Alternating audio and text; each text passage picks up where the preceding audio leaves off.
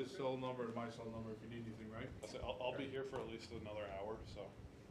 Is there a way, the same way we do when it's on YouTube, there's probably no way to confirm we're recording, right? Okay, that's great. She can call me if you guys Yep. need anything. I have your cell. Oh, you got, Yep. perfect.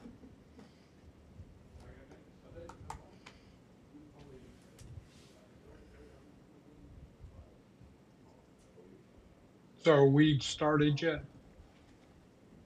We can, yeah, we can start now because our first candidate's here. Yep. So, let's call the appointment subcommittee meeting of June 9th to order. We have Nancy as our recording secretary. And Nancy, would you like to take roll? Yes. Counselor Cronin? Present. Counselor Haynes? Here. Counselor Bogert? Here, in a room by myself. First order of business, we need to select a chairman for the newly formed board. Do we have any nominations? I nominate Mark. I second that. I would like to respectively decline. Okay, then Mike. Second that. I'll nominate Mike. Do we have a second? I second it. Second by Counselor Haynes, and I'll accept that. All right, so we have our first candidate, Patrick Wood, requesting appointment to the Laconia Human Relations Committee. Mr. Chairman, Mr. Haynes, Councilor Bogert, I'm putting my nomination, hi Nancy, putting my nomination to be on the new Human Relations Committee. I've submitted my application. I think all is in order, and I'll answer any questions that you might have.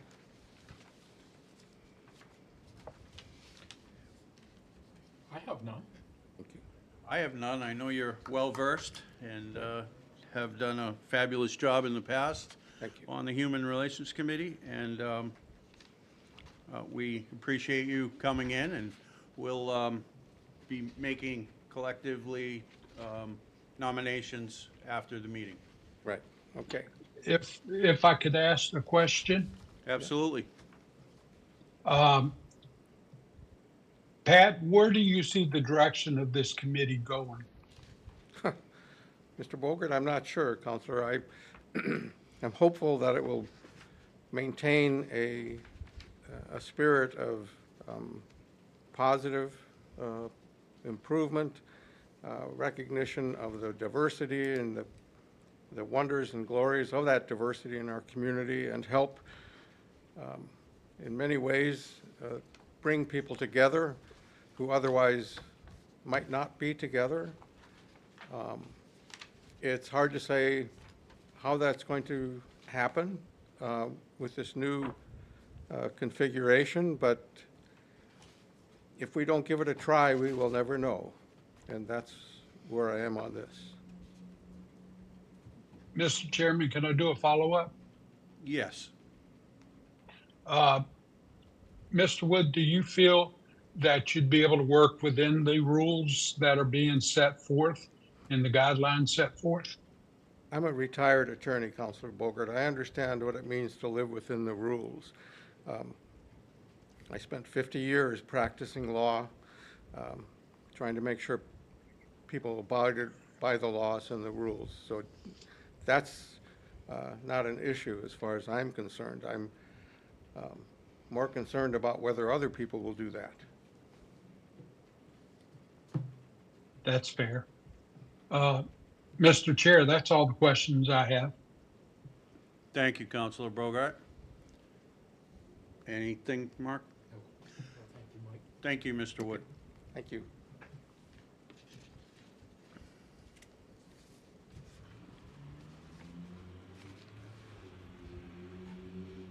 before we take the next candidate, I would just like to do some housekeeping and approve the minutes that were submitted of the March 20th appointment subcommittee minutes.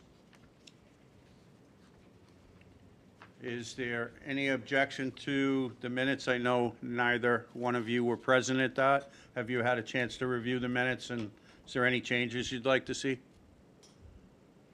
I'll be quite honest with you, I have not reviewed them, therefore, because I was not there to hear what actually transcribed. So I would have to, I don't know how to proceed with accepting those minutes because I wasn't there, so I can't vote yes or no myself. Okay. We can leave them as is for now, and we can follow up on that at a later date. Yes, so we can at least find out what we need to do. I think Mr. Haynes was, Counselor Haynes was the only one there, and, or were you? No. No, Were you there? Was it you or? Counselor Bogart, I was Haynes? the only one part of the previous subcommittee. So then you would be the only one likely to know if they're correct or not. So if you feel that they are correct and everything, I would go along just to clear the house because that's the only way to clear them based on your acceptance of the minutes. But Okay, that's as far, you know, that's just in order to keep the housekeeping going. I would like to accept the minutes as presented, and I will make that motion.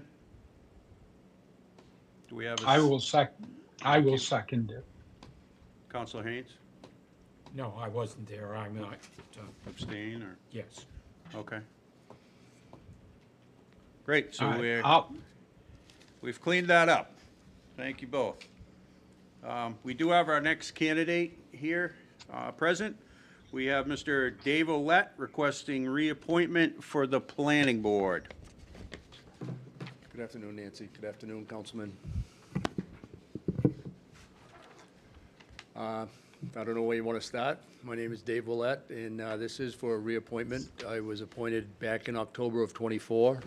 There was a vacant spot then, and wasn't quite sure what I was getting myself into, to be totally honest. Wasn't sure that I didn't know how well I'd be looking for the end of that term to come. After sitting on the board since October of '24, I'm looking for a reappointment. I enjoy sitting on the board. I think I bring some insight to the board. From Laconia, I've lived in Laconia all my life. I've seen changes, want to be involved. I've been retired now for coming up on to 5 years, and I have the time to dedicate to it. And I think if you look at my track record, I think I've missed, since October of '24, I think I've missed one meeting, and that was a meeting that I knew I was going to miss and let the planning board know in advance that I was not going to be able to attend. Thank you. Any questions from either counselor? No. Mr. Chair, if I may. Yes, go ahead, Counselor Bogart. Thank you.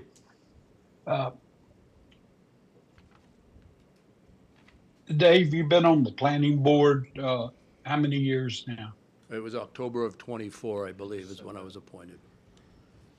And what are your thoughts on the future growth and the planning board's participation in the future growth of the city?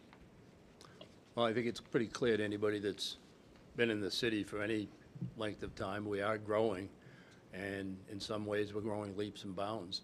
And my view is, as long as that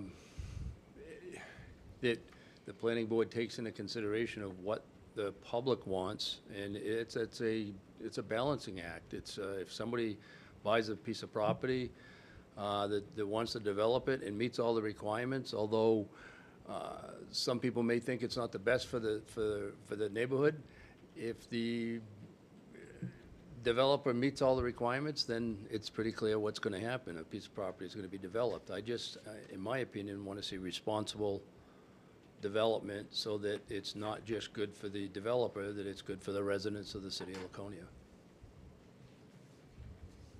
Answered my question. And having sat on the planning board with you, Dave, I see that in your application, if a conflict were to arise, you would recuse yourself. And we just experienced that recently. And so it's very true. And if no one has any further questions, I thank you for your time. Thank you. Thank you. Have a good afternoon.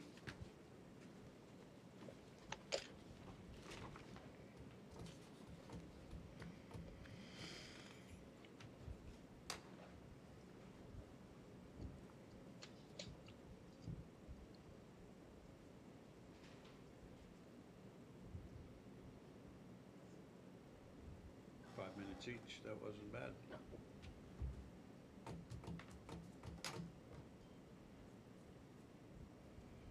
You know, I think we're at a disadvantage having, in hockey, not seeing Las Vegas play. Well, Oh, yes, you mean regularly. yeah, regularly. I mean, I thought it would be a cakewalk. It's not. No, I can't wait for tonight. Of course, it goes into midnight, 12:30, 1 o'clock. Double overtime last time. Hey, guys, Yes, sir. fellow counselors, I'd just like to apologize for not being there. My daughter had twins this past week, and so I'm here with her, helping out where I can. I shall be traveling back up tomorrow, but things are what they are. So just to let you know, I'm not playing hooky just to play hooky. Understood, Counselor, and congratulations. Thank you.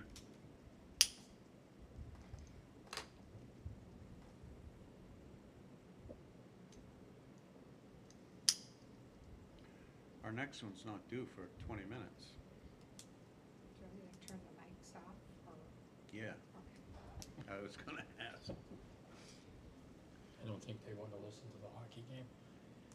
You might want to announce that we're waiting for our next. We're waiting for our next candidate, and we are going to silence the microphones until that candidate arrives. Would you, Mr. Chairman, if I may, you might want to go into recess. That would be the appropriate thing to do, and that way you're not in violation of transparency or anything like that because you're in recess until the next candidate. That would be my recommendation. I would like to go into recess, and I would like to have you guys agree to that. Councilor Bogart? I agree. I agree. Yes. Councilor Haynes has agreed. Thank you.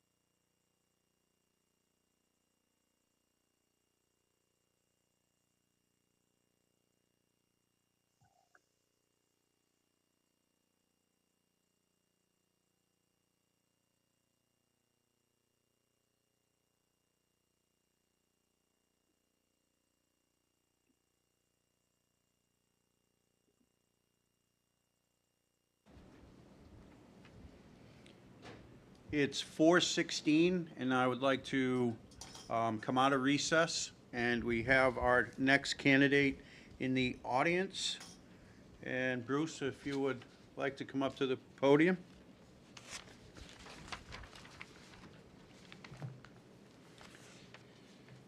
You're requesting an appointment as an alternate member to the planning board? No, sir, the library trustees. I hope I didn't check off the wrong box, but, Oh, yep. okay. Sorry, I have the wrong That's application. okay. Yes, here we are.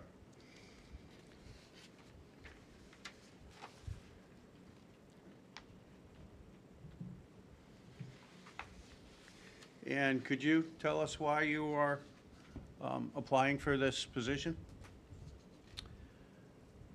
Reasons haven't changed in the last 10 years. I know I always get asked the question why I serve 1 year at a time, but that was for family reasons, and I also recognize that replacing an alternate sometimes is easier because it's a one-year term. But I wish to continue to serve as an alternate, although if you had the record, you'd find that I've been seated, I think, probably about 95% of the meetings because somebody's always missing. I'd say after a decade of serving, my heart's desire has always been to make sure that as the library moves forward in time and technology continues to do what it's doing, that I will always be a voice for, forgive me, old school. I like books. I want to see the books, and I want to encourage the library to continue the programs and the efforts it makes to have people read.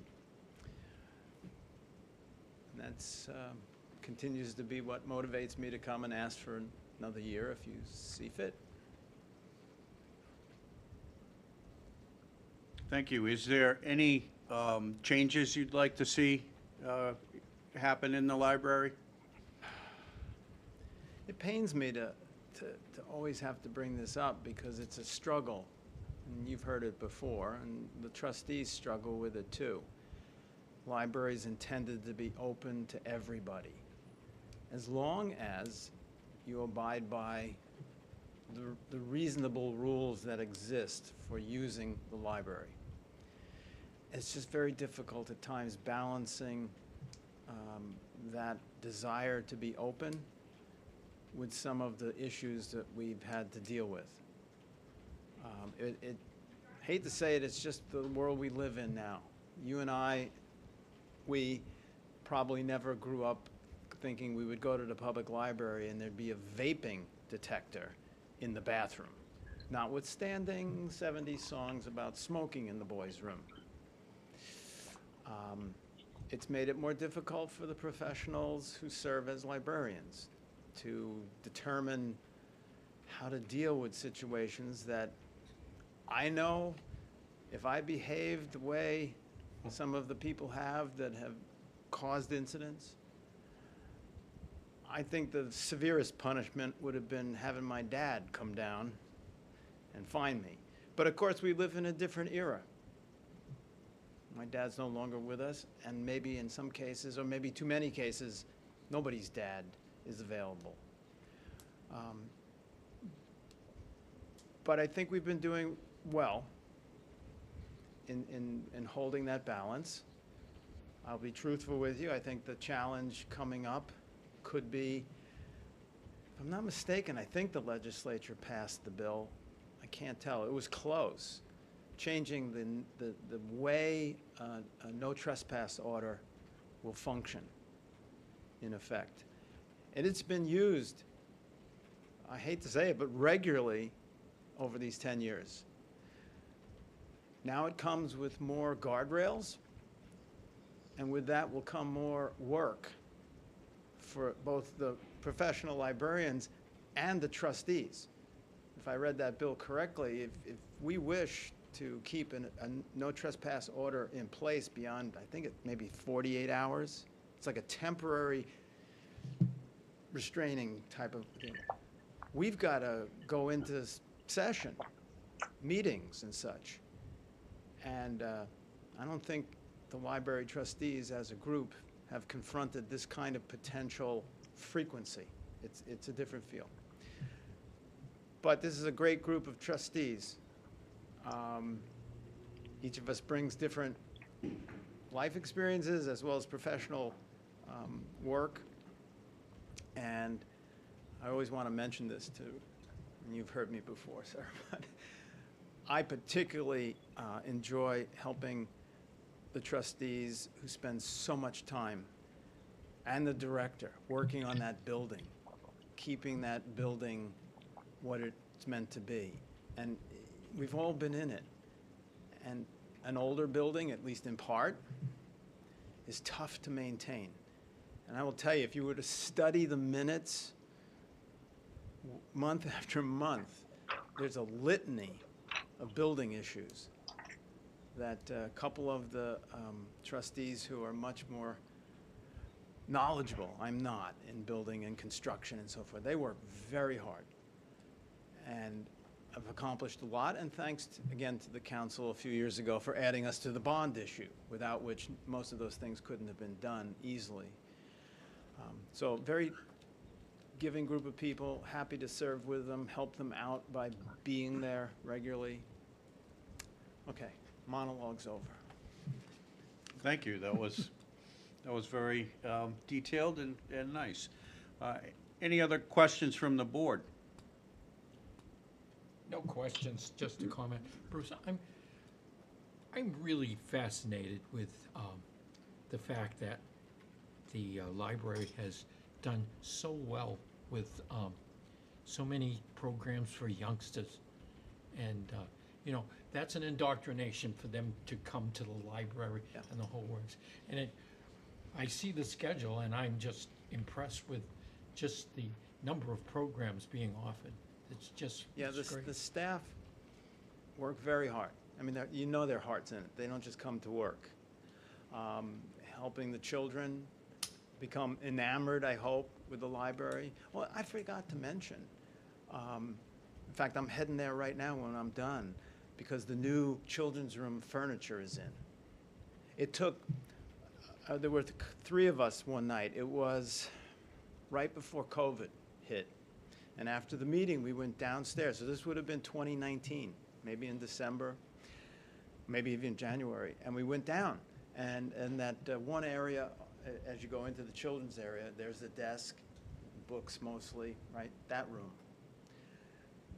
And I'm not a very artistic person, as it were, aesthetically nuanced. And even I thought, yeah, it needs some updating. It's time. And then COVID hit and wiped out basically 2 years of anything. And it's taken a number of years to get through all those building issues. But the children's room rehabilitation, renovation is underway. So I encourage you, if you haven't been down, to see it. It's colorful, the new furniture. I don't know if they've selected the flooring. You know, as opposed to a carpet, which is a nightmare to maintain with anybody, plus kids, is going to be some type of that durable, I don't know what to call it, not an epoxy, but something that is stain resistant and so forth and so on. So really excited to get that operational, as it were, or more operational. And yeah, it is. In fact, one of the pieces of data, the director is very good. Every week we get an update. And one of the things I like to see is attendance and so forth.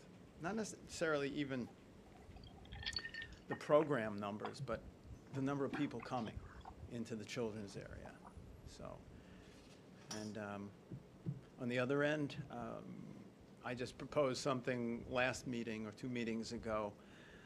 I was thinking we have, I know the council's worked hard to negotiating that contract, which the library has some time at the Colonial, but also we have our own, meeting area. I thought, wouldn't it be something if we could bring back a tradition that really was a New England tradition in the 19th century?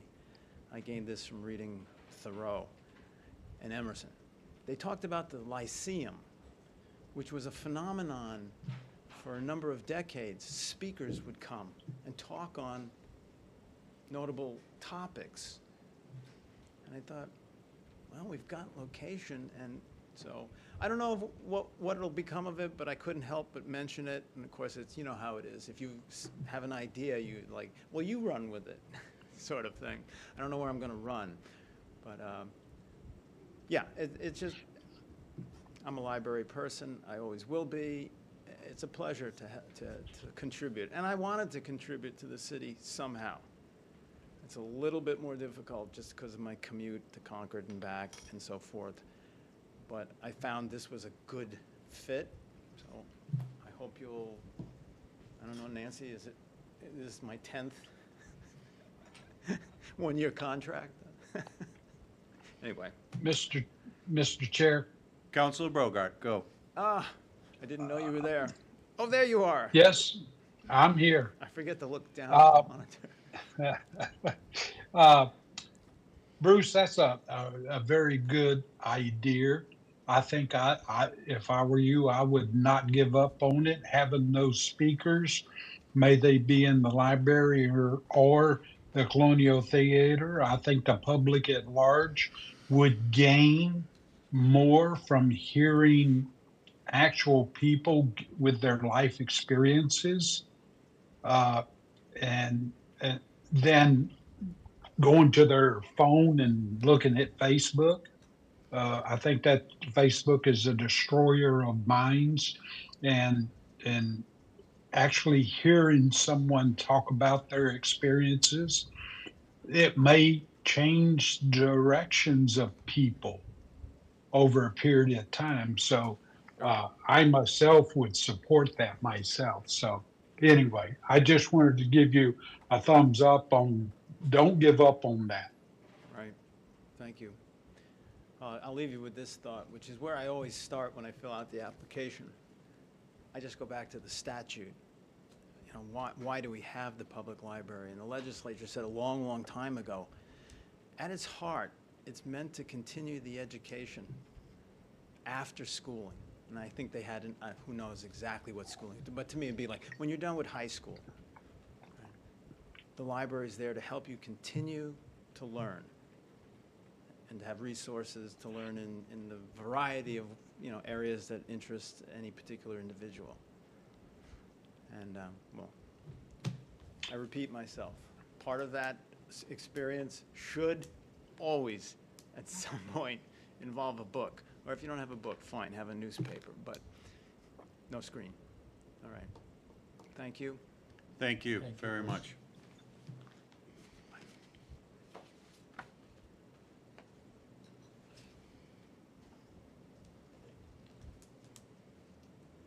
I'm gonna step out into the lobby. I thought I saw. Yep.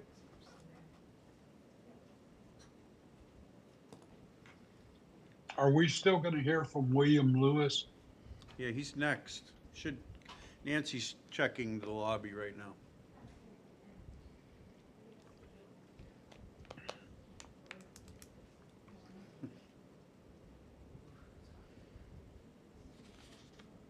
Hi.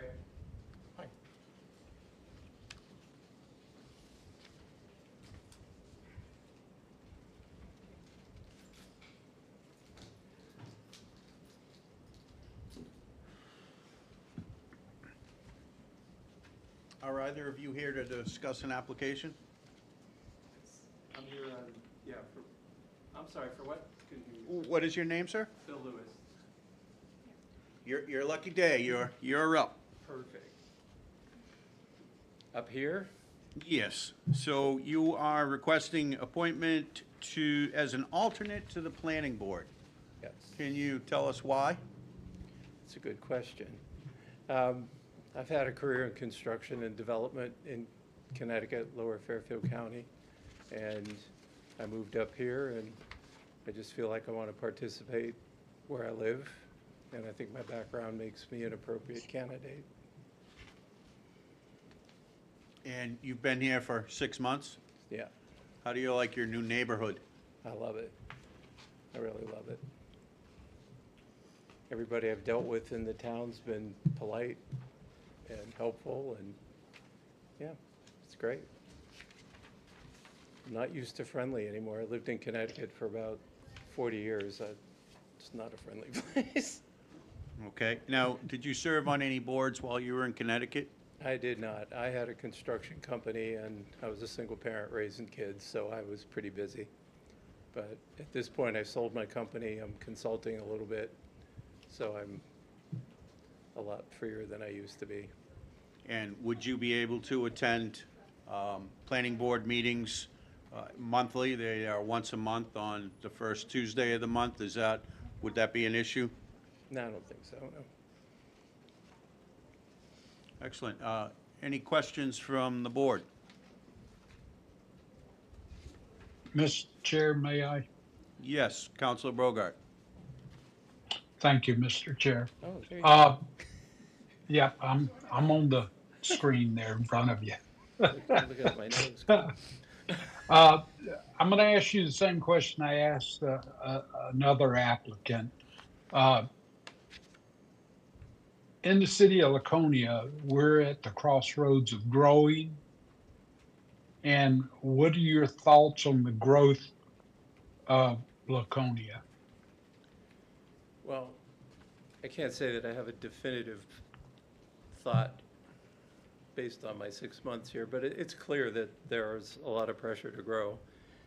One of the town that I actually spent most of my time in and had my company in was the town of Shelton, Connecticut, and they were at a very similar crossroad, and I thought they did an amazing job of doing their planning and making sure that things grew appropriately. So, I have some opinions about,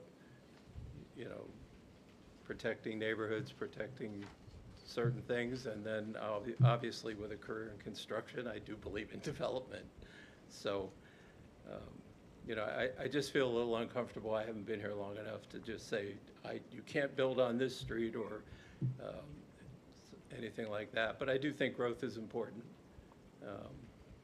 It just has to be thoughtful growth. Mr. Chair, may I follow up? Yes, Counselor Bogart. Do you have a problem if you're reviewing plans and stuff like that? Do you have a problem bringing up problems to an applicant and coming down sometimes saying, no, it doesn't work? No, I don't have a problem with that at all. I'm an engineer, so I can be quite annoying about that. That's good to know. Thank you. Any questions? I have no Counselor? I have no further. No, I'm all set. I didn't realize he was a structural engineer, but it's on his application in the back. Yeah. Thank you very much. Thank you.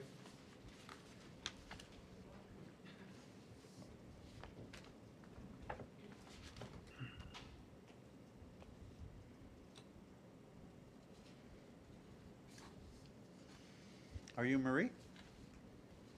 You're a lucky day. Hi. My name's Marie, right? I live at 40 So Lane. Marie Bright is requesting appointment as an alternate member of the planning board. I'm going to ask you the same question. Why would you like to sit on the planning board? Well, I would question some of the infrastructure. There's a lot of building going on now, and the quality of life up here. I moved up here to get away from all of that. I've been here since 2010. I'm on my homeowners association board. I recently had a issue to be here. I've been up here a couple of times. A builder wanting to put a building adjacent to us and no recourse as to drainage, parking.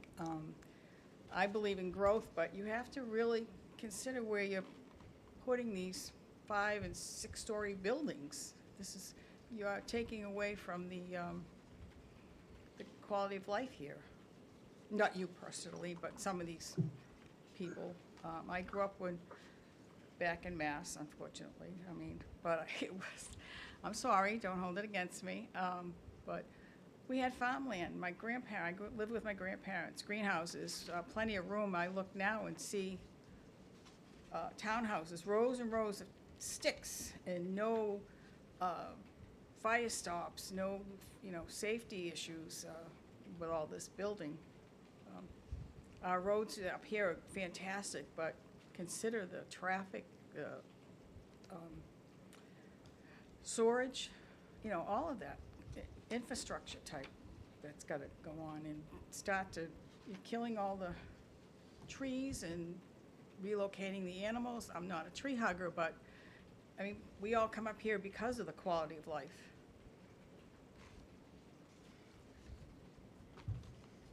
And Questions from the board? Mr. Chair, if I may, Councilor Bogart? could you explain your experience with planning and what you think planning consists of? planning consists of taking consideration as to location, the construction, abutters. Is it going to affect the streets, your drainage? There's a number of things I'm not that familiar with. I'm just going by lay type, what I would think and what I've had with our own system. God, I'm getting nervous. I can't even talk. I'm sorry. You're doing fine. What we've had with our abutter that wanted to put a 5-story building on a 2-cent stamp plot, with, I don't know how many apartments and no consideration for anything other than, I'm from Massachusetts and I want to put up a building and here you go and see you later. The quality of life, I got ugly houses across the street from me. And just retired from U.S. Customs and Border Protection, and I can say no. Trust me. Mr. Chair, may I follow up? Yes, Councilor Bogart. And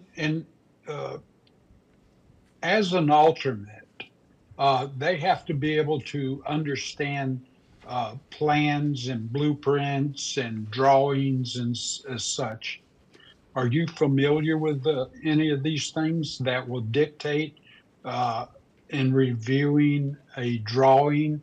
It tells you about drainage. It tells you about the side setbacks and front setbacks and the roads that are being built and the drainage on the road and stuff. Are you familiar with stuff like that? I have seen them. I'm not an expert on them like the gentleman prior. I believe in asking questions if I don't know something. If I'm looking at a site plan and I don't understand it, ask questions. Yes, I am new to this. I'm willing to learn, willing to do my homework. I've tried to. You're doing fine, so please. I tried to join a couple of committees up here, but where I'm located, they told me I couldn't. I come from a family of people that have been in politics, not that I have any issues in politics, believe me, but it's just to do so. I always want to be able to do something. I want to be able to make a difference. It may be only this much, but it would make a difference. And if I heard, Mr. Chair, may I follow up? Councilor Bogart. If I heard you correctly, you're willing to learn what you don't know, and you're not afraid to ask questions. Definitely not. And are you able to make all the meetings? Yes, I'm retired. Right now, I work part-time seasonal with the Mount Washington at the office, but that doesn't have anything Yeah, on the question. yeah. So that would avail you to being able to learn and stuff if you had the time to be actually present at the meetings and stuff. Right. Correct. Send me in the right direction, show me what I need to brush up on or learn or whatever. I'm willing to do it. Before I die, I I'd like to make a difference somewhere. Mr. Chair, I have no further questions. Thank you. Councilor Haynes? I have none, other than my wife is from Natick, so, I was born and raised in Revere. okay. It was, used to be farmland, but it's, what they've done down there, I don't even want to go back. Don't want to go back.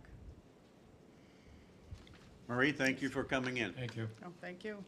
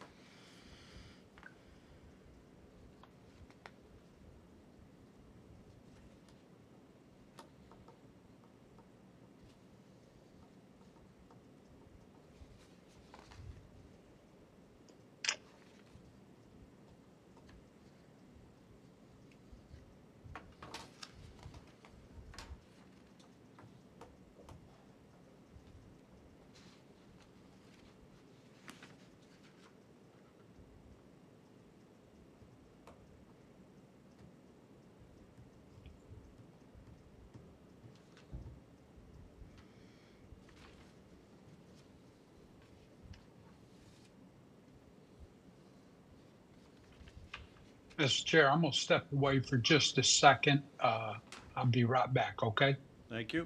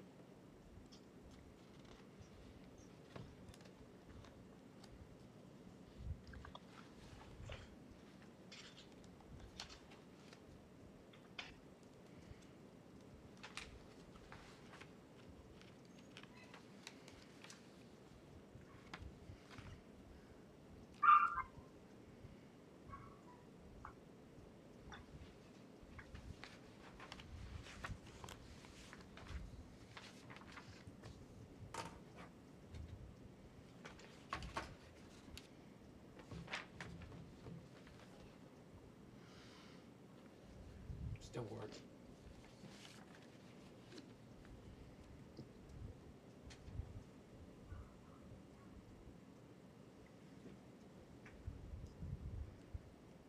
I think our next one is 5:15. Half an hour.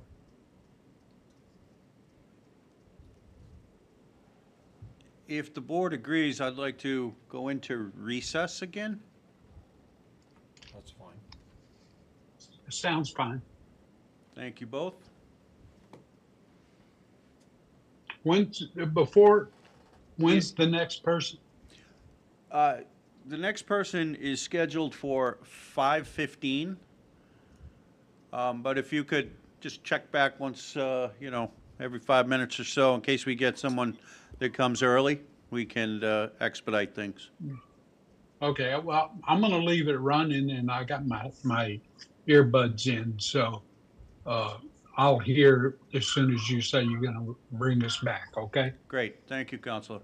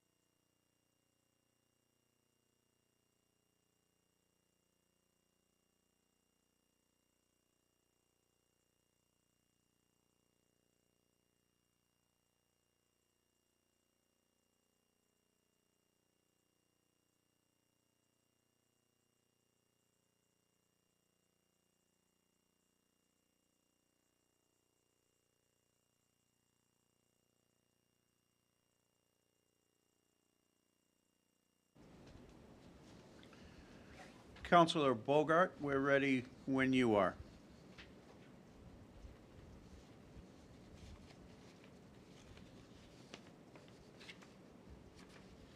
Should I just sit anyway? Once we get the other counselor involved, you'll actually be at the podium. Okay.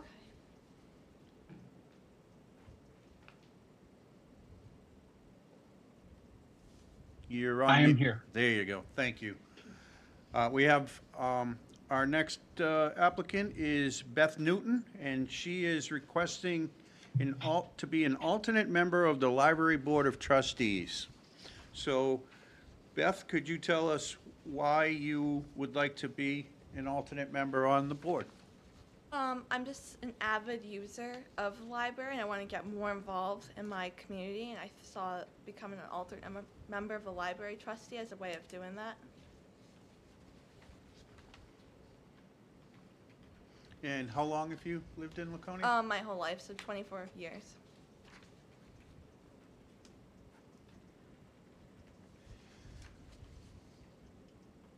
Questions from the council? Mr. Chair, if I may, Councilor Bogart. Ms. Newton, good evening. I'm on the screen in front of you. All right, you did. Have you served on any other types of boards, or is this your first endeavor? Yeah, it's my first one. And you said you're an avid reader of books? Yeah, I go to the library almost weekly. Wow, that's impressive. Do you know what the trustees of the library do? I had a meeting with John Moriarty a few months ago, and he talked to me about it, and he said they come up with policy and like other financial allocations for what the library money should be used for. Okay. And making these kind of decisions for a library kind of sparks an interest? Yes, it does. And would you be able to make their meetings? They're usually like the fourth Thursday of a month at 5:30. Yeah, I would be able to. Okay. And do you feel like the library should be a safe place for all people to be able to enjoy the use of the books in the library in a calm manner? Yes, I do. Mr. Chair, I have no further questions. Thank you, Counselor. Counselor Haynes? I'm all set. Okay. Thank you, Beth. All and right. You'll hear from us. All right, thank you so much. Have a great night.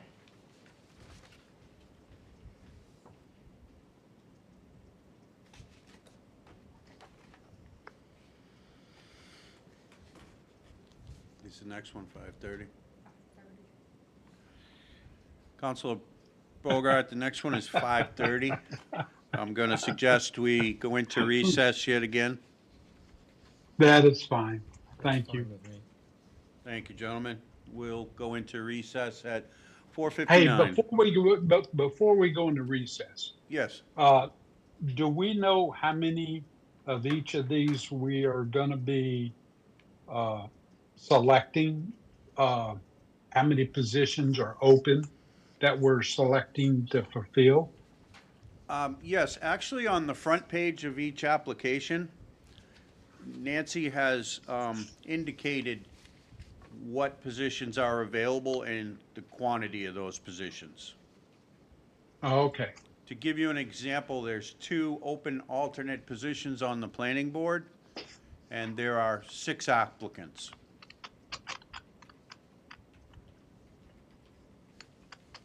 And just to follow up on the planning board side, there are 2 current planning board members that are seeking reappointment. Yes. So that's obviously, there's two open for that. Okay. And the library, do we know? I can look it up. I'll look it up. Thank you. You can go into recess if you wish. Okay, we'll alert you when we come back.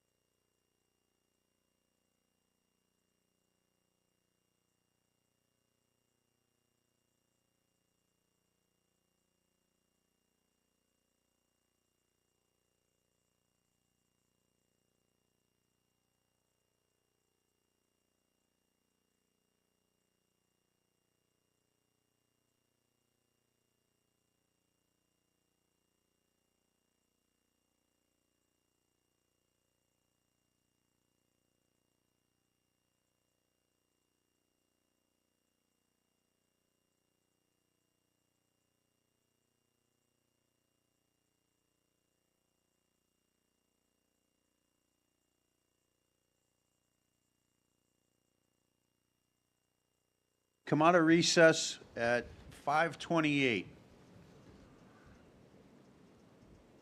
Cool beans. Mr. Ashley? Yes. If you would step up to the podium. Mark Ashley is requesting appointment as an alternate member of the planning board. And if you could just explain to us why you are applying for this. I've lived in Laconia, I was just counting on my fingers on the way here, 14 years now. I've been riding around all the time. I'm a realtor. I'm a local realtor. I'm the manager of the Center Harbor office of Maxfield Real Estate. So I'm super active as far as driving around looking at real estate. Watching the growth in Laconia sort of with a concerned eye, I guess I would say. And then, hang on one sec. Oh, where did I put it?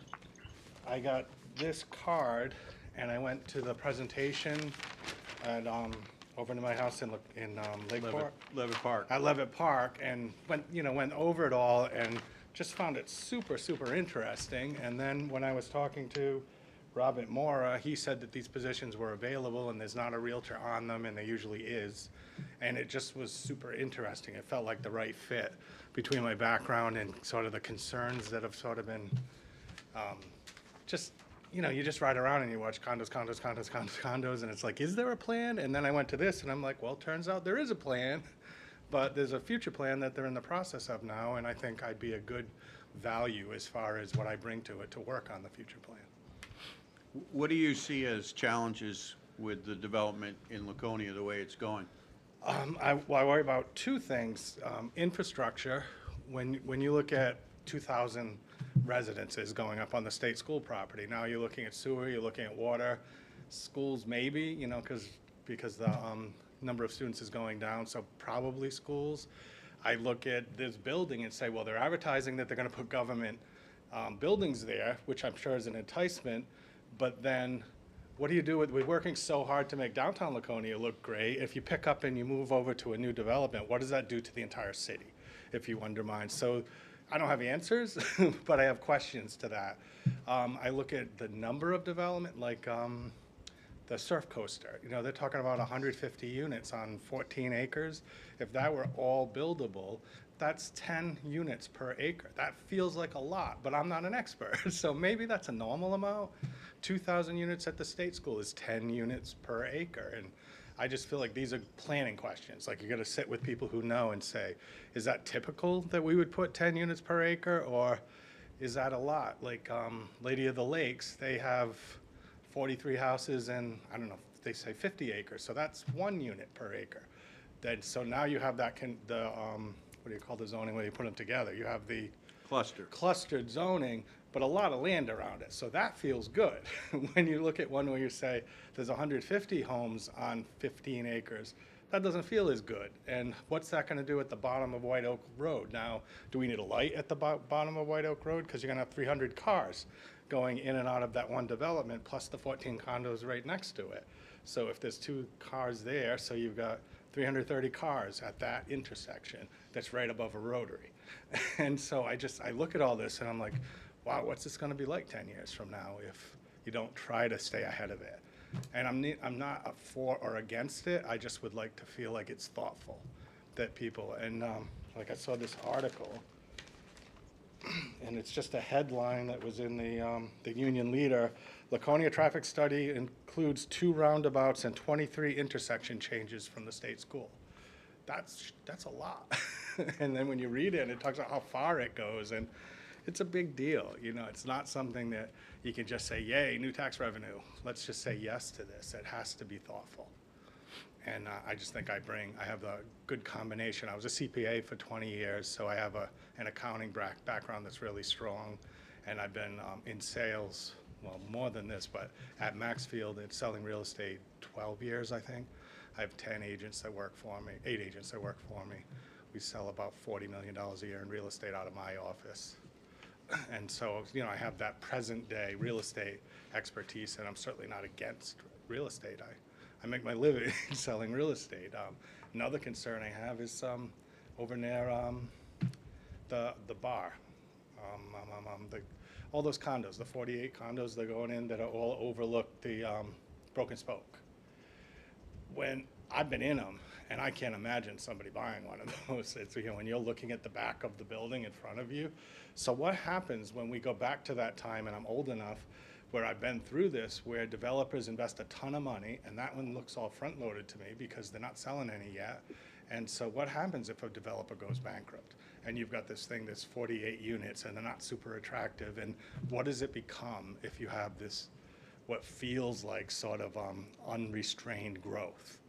And it might be fine, or you might have a big mess there. You know, who knows what it'll end up being. And so these are the type of, they're really just questions I have when I'm riding around. And so that's what brought me here. Being as busy as you are as a realtor, would you be able to attend the planning board meetings? Yeah, they're all in the evening, right? For the other. They're all in the evening. Yeah. It's the first Tuesday of every month. Yeah, no problem at all. The cool thing about being a realtor is I work every day, but I don't work all day every day. It's not the type of job where you go, oh, I work 80 hours a week. It's like you're basically attached to your phone, so I have to be available to people all the time, but I have a very flexible schedule. As an alternate, you're often seated as a voting member of the planning board. So have you watched past planning boards to see how the interaction No, is? so that's going to be something that either way, I need to start doing, because I don't really know the procedures of the planning board or that part of it at all. Okay. Questions from the board? No, I'm all set. Councilor Bogart? Yes, if you don't mind, I did not know Mr. he was Chair. here. Hi there. Yes, hi. You're interested in how the development is set up and stuff. Tell me about what you think about the zoning in Laconia as it reflects upon the planning of Laconia. How they work hand in hand. Your thoughts. I know you don't know exactly Yeah, everything, I'm and not that's fine. I'm not a zoning expert by any means. I think, I don't know if this is answering the question. I think when I see a role on a planning board, I look at, well, number one, are we following the zoning? Like, is it our way in the town? And I don't know the answer to this. That do we follow the zoning, or do we make exemptions for people and end up letting things that go through that shouldn't? So are we creating a plan that we're actually going to follow or not? And I don't know the answer to that. See, I don't know. Can you ask me again? I don't really know how to direct my answer towards your question. Nope, you did fine by that answer. Okay. You know, sometimes not knowing everything is the best approach in looking at it. What do you know about reviewing drawings and plans and stuff like that? Because you're going to get a lot. You would, an alternate or a person on the planning board will be given packages of drawings, and they're going to be of the specifications. It's going to be the type. There should be renderings of what they're going to look at and stuff. Because you made comment about some of the things you visually saw, and some of them were pleasing and some of them not so much. And do you think from looking at the drawings, you would be able to tell if something is gonna be appealing or unappealing, and then be able to figure out what to do with it? Well, I'll answer two ways. As far as the drawings, as a realtor, every transaction I do, one of the first thing I do is go to town hall or city hall and pull the file. And so I go through tax cards and I'll look at septic plans and building plans and look for permits. So I'm super comfortable with looking at that stuff and understanding it. So I don't have a concern about that. I don't know on the planning board, my limited understanding is it's not about whether I find something appealing. It's really about, I think, if it's compliant and you know, I can ride around now and talk about what things are appealing because they're already being built. But at the planning stage, isn't it more We want to see what they're presenting, and you're going to see the plans, like the Surf Coaster. I've gone online and looked at their plans online, so I have a sense of it. But I feel like it's more like I said, I feel like, and I don't know, more of a concern of infrastructure things. And is it compliant, or is somebody going to be asking for some type of variance partway through? You know, it's not uncommon in the contracting industry to do things wrong and ask for forgiveness later. So I feel like the role of planning is, you know, to make sure you're following zoning, make sure you're following the master plan, and hope that the system's in place so that things go that way, so that things don't get twisted further in the process, and then you find out whatever it is, you know, things are taller than they want to be. Or I just heard recently, I guess 60 feet is the commercial height limit in Laconia if you're building commercial. That seems really high to me, but I don't know because I'm not an expert in this. So those are the type of things on the planning board I think you'd be talking about in the future is, do we want 60-foot buildings in Laconia? And as a board, you're going to deal with that question when you're looking at the future. If a hypothetical, if you're going, because you made mention 60 feet might feel high to you, but if you're able to save green space with the height of the structure, let's say the condos or something like that are going up 60 feet, but they're saving green space. What's your thoughts? My understanding of the planning committee is to work towards a plan for the future of the city. And so my thoughts would be, those are the type of things that we'd be working out in the planning committee. And what I like is to be compliant. As a CPA for 20 years, I'm about compliance. And so if in the zoning and in the long-term range plan, 60-foot buildings are allowed, then we should have a 60-foot building, because that's what's in the plan. If we decide, if the board decides that 55-foot buildings are the top, and then some developer comes in and goes, well, I want to build a 60-foot building because I care about green space, but really he's going to get 4 more units, then the plan is 55 feet, and it shouldn't be driven. And I'm a capitalist. I'm not against people making money, and I like to sell real estate. But the plan is the plan, and if we don't stay compliant with it, then you're going to end up with problems down the road. And so my answer is I'm much more about compliance than personal feeling on it. In discussions, I'm going to give my personal feeling, but then whatever is voted on is what's voted on, and we should follow that. So, as an individual vote, do you have a problem saying no? No, definitely not. Okay. That was Thank you, test. Mr. Chair. That was a test. I had to say no to you. It wasn't a test. It was just, some people think about things and other people know exactly what they would do. Yeah. And I've how quick they answer is, yeah, go ahead. Yeah, I've been on some boards, and I've led some boards, and it's important to not have a group of people who all just say yes or no to agree. I mean, the whole point of it is to have different perspectives, and I don't want to be in a place where everybody's falling in line. I mean, you really want to have all those points of view. Okay. Thank you, Mr. Chair. I have no further questions. Thank you, Councilor Bogart. Mark, one other question. Yeah. You just mentioned you have sat on other boards and commissions. Can you just give us a brief, very brief? Not commissions, really, local nonprofits. I lived in Rhode Island before I lived here, and I started as the treasurer.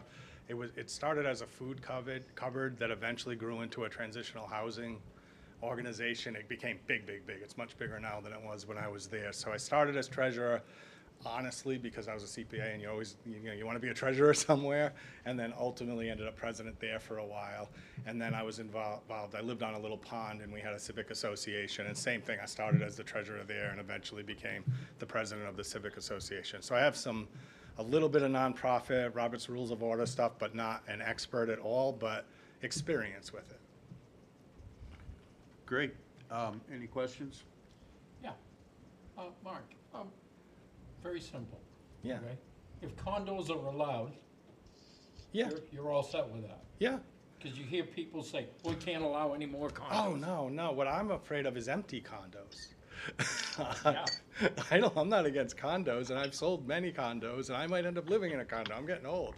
I have no problem with condos. What I worry about is, Well, some of the reason I said that is because some of the local sentiment is, we can't allow this anymore. And, you know, my feeling is, whether I like it or not, if it's allowed, how do you stop it? absolutely. Absolutely, I agree with that. My bigger picture concern is in for-profit situations, you would do demand analysis, and so my accounting brain goes to, if we have 300 townhouse-style condos being built right now, do we know if there are 300 buyers for these condos, or are we just gonna, because developers are eternally optimistic. They think they're gonna get the top dollar and keep building them, and people are gonna keep coming. And I feel like on the government side, the opposite of that is you need to try to balance it so that you don't end up with failed developments down the road, and whether it's condo or single-family housing or whatever it is. And so the reason I'm saying that is just because physically there's so many condos going up right now. You can't drive on Route 3 without going, oh, another condo development, oh, there's another one. And so it's concerning if it were to continue unchecked for some amount of time. I mean, the economy will fix it one way or another, but we don't want to be in that situation. You don't want to be at a point where developers are going, oh, I was going to build 100, but I only got the first set done, and now nobody wants them, and it's just dusty and incomplete. The only other thing I have, and you're a realtor, Yeah. so, affordable housing. Yeah, okay. You kind of answered my question. Well, no, I mean, it's honestly, it's not a thing in New Hampshire anymore. I mean, what's an affordable housing? Typically, it would be nationwide. I think it's under $400,000, which we don't have any of. And so when you have an average real estate price, I think last month they just came out $530,000 or $540,000 across the whole state of New Hampshire. Everything's affordable to someone, but they're not affordable to first-time home buyers. Because if you're putting 20% down, who's got $100,000 when you're a young kid? I mean, it's just, And I agree with you. I don't think people understand how much a square foot, as far as building is concerned, how it's just escalated. I mean, oh, absolutely not. it's just I mean, unimaginable. Yeah, on Parade Road, there's that little house on the left. They just put a big addition on it, but I think they paid $400,000 for the little cube before they started whatever they're doing next. And my first question was, what developer was able to do that for $400,000? Because the land had to be 150, 200. Like, how could you even put a house up for $400,000 now and make a profit? I don't think you can. I haven't done the math, but I don't think you can. I mean, I'd like to see, me personally, I'd like to see affordable housing, but until you have some kind of subsidy. I was just going to say, and I really am pretty neutral politically, and so I hate to say these words because I read Facebook around here, but unless there's some type of subsidies where you can pay the contractors the profit a different way, the math doesn't work. And so there has to be, whether it's nonprofits feeding it, and there's only 3 ways to make housing affordable. You need interest rates, you need the cost to be lower, or you need to subsidize the cost. And that's it. That's the only way you can make it happen. And so you can talk about it all you want, and people love to say, well, we're building all these $750,000 houses and condos, and what are we doing? But what developer is going to say, well, I'd like to do this project, and I'm going to lose $50,000 per house? It's just, it's ridiculous. It's not going to happen. Thank you, Mr. Chairman. Great, Mark, thank you very much for coming in. Yeah, my pleasure. As you know, we have several applicants, but you I will didn't hear know from that, us. but I would have been better. I would have tried harder. No, I'm kidding. We've never met, and you're my representative, so Yes, nice I to am. meet you. I'm Nice good? to meet you. Good to go? Yes. All right, thank you. Nice to meet everyone.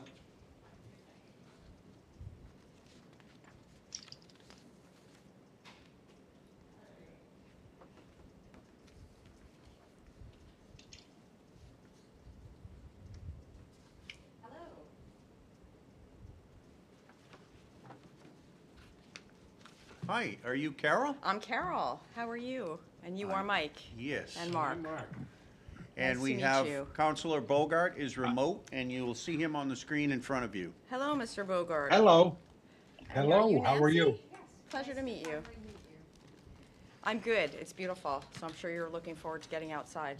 Yes. So Carol DeVito is requesting an appointment as an alternate member on the planning board. Yes. And Carol, if you could just explain to us why you would like to hold that position. Okay. So by way of background, I'm probably now 3.5 years a resident to the state, relocated from northern New Jersey and Manhattan. It's important that you know that I absolutely love this area, and I live in downtown Laconia for all the reasons that, if you haven't lived here for some period of time, all the outdoors that it affords. I have been involved outside in other states in real estate development and financing, also a landlord, and been fairly active in getting into and consulting with companies to really understand what it takes to build housing, when they and what it requires in terms of understanding laws, regulations, and working within the requirements of, say, San Diego County, Manhattan, and Charlotte, North Carolina, for example. So I've always been extremely interested in it. I've been involved for about 10 years as an alternate to what I have done in my day job, which is more research and technology and data. So I have skills that bring to bear both the deep interest, and it's mostly in planning specifically. I've looked at all sorts of roles here. I attend meetings when I can attend meetings, council meetings, more active in the planning board, and particularly I'm extremely interested in the master plan. I have gone to the meetings, I've contributed the survey results, added additional information, because I think it's a pivotal time in Laconia specifically to manage through that development up at whatever the new name is, everybody calls it the state school, because it opens up possibilities, right, for creating neighborhoods and a better quality of life if it's all managed well, but it's extremely challenging. So it's more a peak of interest. I'm giving you a long-winded answer. Extreme interest to take a more active, but as an alternate, non-voting role, to learn what the protocols are. I've observed how the team works here together, really dig into the rules and regulations, and my research background sort of lends itself to it. I like to study law. I like to look at what's happening at the state level in ways in which we can harness new opportunities, whether it be the emergence of auxiliary dwelling units. How do we, if we can, make that suitable for property owners here, and do it in a way such that it opens up housing possibilities for other people. So super long answer. New resident, come with real estate development. It's an alt to planning. I've done an enormous amount of corporate planning. I come from corporate consumer packaged goods, where we've done a lot of marketing. I've been more involved in market research and development and technology to serve different kinds of industries, car companies. All of that requires typically 5-year, 10-year plans. I like that kind of work, to look at the future. So it's my background, my interest, loving this area, and feeling like I don't just want to sit on the sidelines as a citizen. That's wonderful to come to meetings. But if I can have a way to grow into a role to shape that and really learn and spread the word through the network that I've created here, that they should take interest in this as citizens because this is their community, then nothing would give me greater pleasure with my time. That's a great answer. Okay? Thank you. With that said, you said you have attended some planning board meetings? Yes.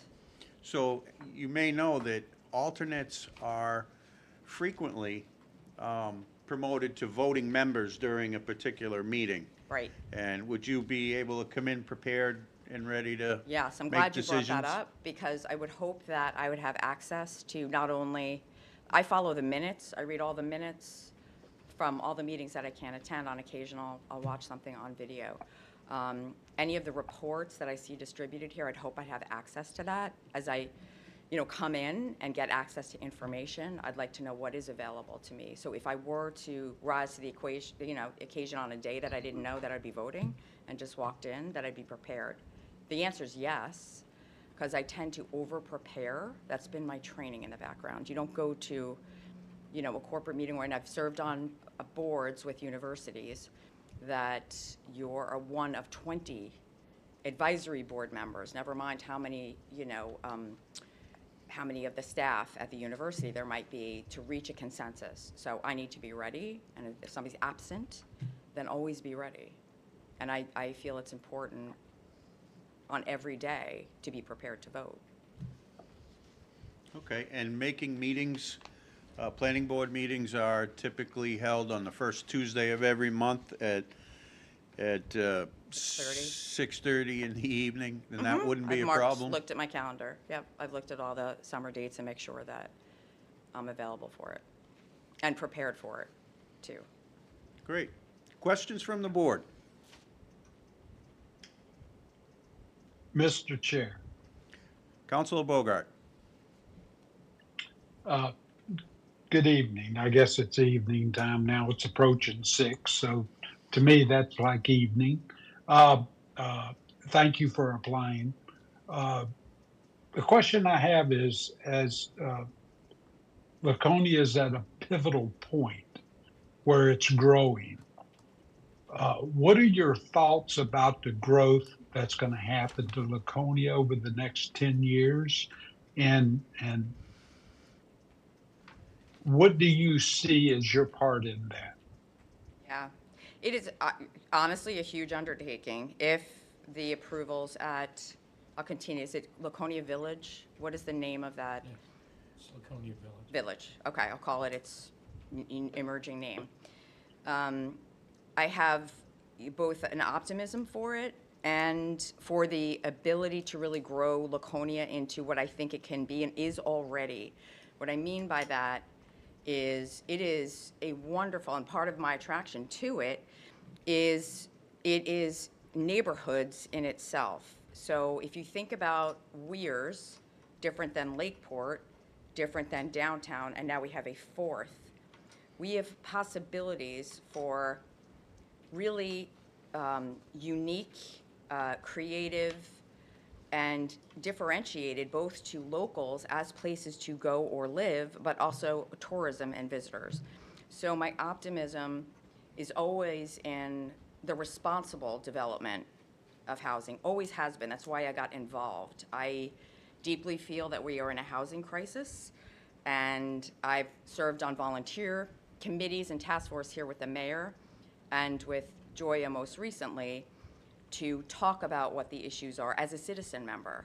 And I've been a landlord here in my short time. So really getting into the understanding of what it takes, the promise of development, but also the reality of what it takes to house people. So my optimism, I'll state first. My worries are on the resources. We already have, as a country, an electricity problem. We have some, moving to the state, I cannot believe how fragile our electric power sources are. And we do a great job, and I've always been powered, thankfully. I worry about water. I've got connections out west where the risk of fire is enormous, and we had some fire scares and drought last year. So sewer systems, which I know less about, but the ability to keep services, roads. I come to a fair amount of, most of the discussion from citizens here is about no one picks up my trash and my roads are in disrepair. So if we're trying to chase a lot of different development and growth, it needs to be done responsibly and managed and in accordance with what laws and rules are developed that we are relying on to say this will be approved or it won't be approved.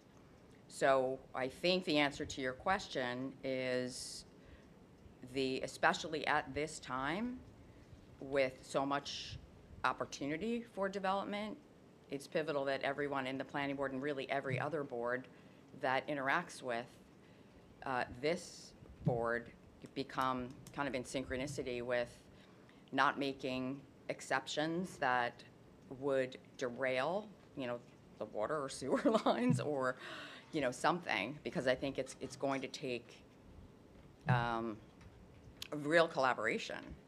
And I think it has to be done in stages, as it will be.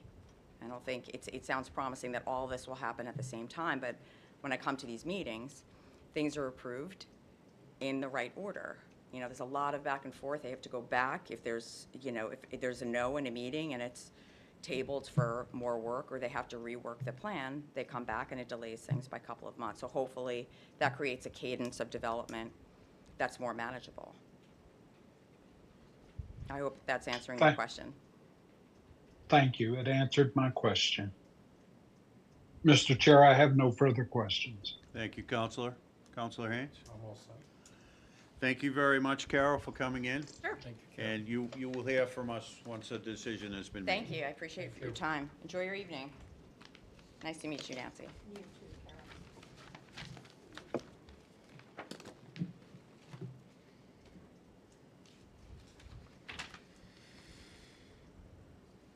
Are you Robert? I am.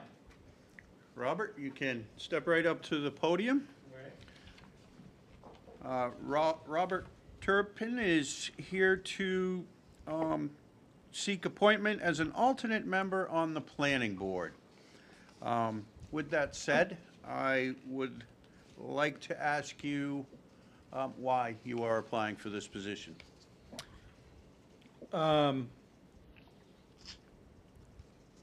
I have been involved, volunteered my time in the city for quite some time, primarily when my kids were younger. I was involved in a lot of the youth sports activities as a coach and official and all that kind of stuff. I also served on the Building Code Board of Appeals a number of years ago, like when Carol Seegers was the code official then, so it goes way back. But I kind of put all that aside for a while when I started my business here and grew my business. And now that I've kind of stepped away from that, letting my office go in a new direction, I thought maybe this would be a good time to volunteer again and get back involved in the city.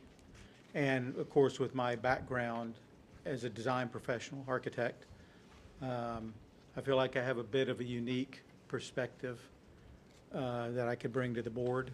I have presented in front of the Laconia Planning Board many times in my career, and I thought it'd be interesting to be on the other side and to see how I could assist in any way with the board with a lot of stuff that's coming up in the city, with the state school property, the Surf Coaster property, and other things like that. So, What do you see as the largest challenges facing the planning board currently?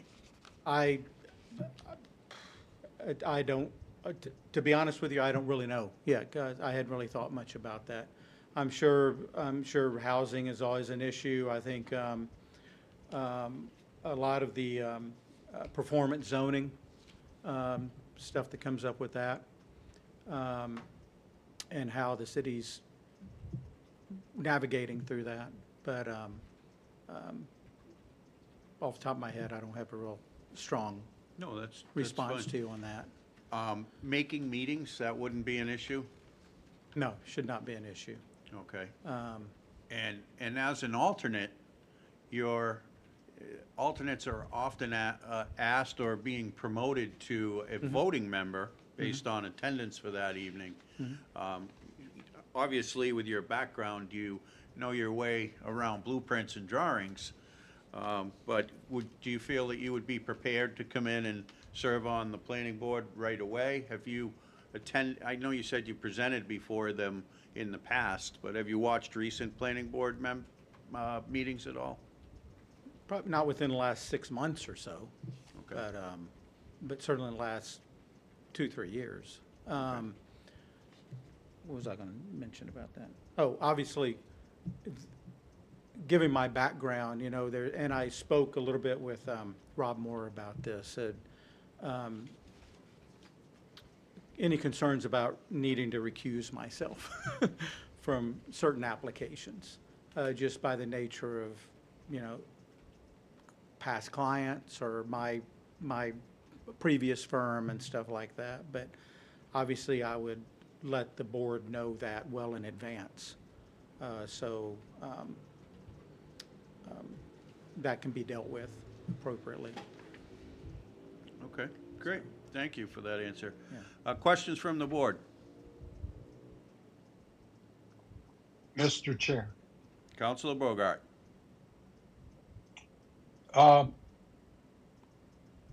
Good evening, Robert. Thank you for applying for this position. With that, in your position and your company being an architectural firm and stuff, would you find yourself having a problem saying no? To my firm or other architects in general? Well, to other people's designs and stuff, because what happens is on the planning board, you're going to get a package and you're going to review this package and you're going to find issues with the package. And are their unwillingness to make adjustments to that package. Do you feel confident that you could just, in a voting manner, say no?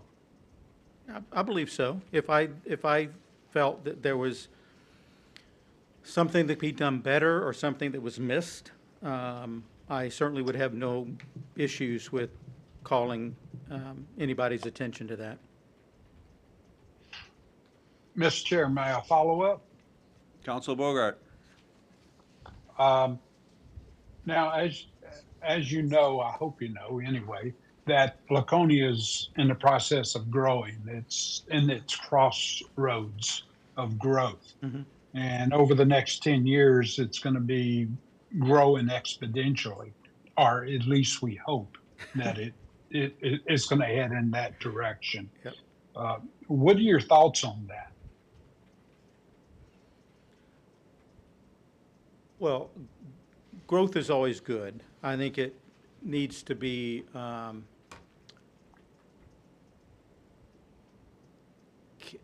understood and carefully and properly navigated so it doesn't either, one, get out of control or mismanaged or I'm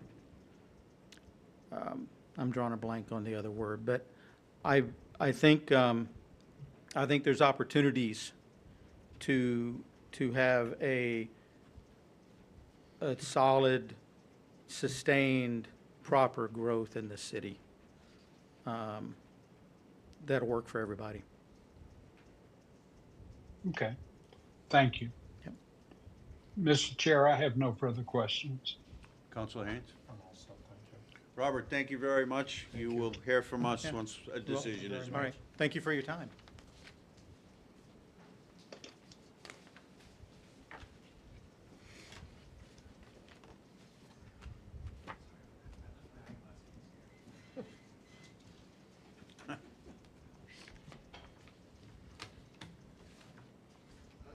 Hey, Matt? Matt, you're next.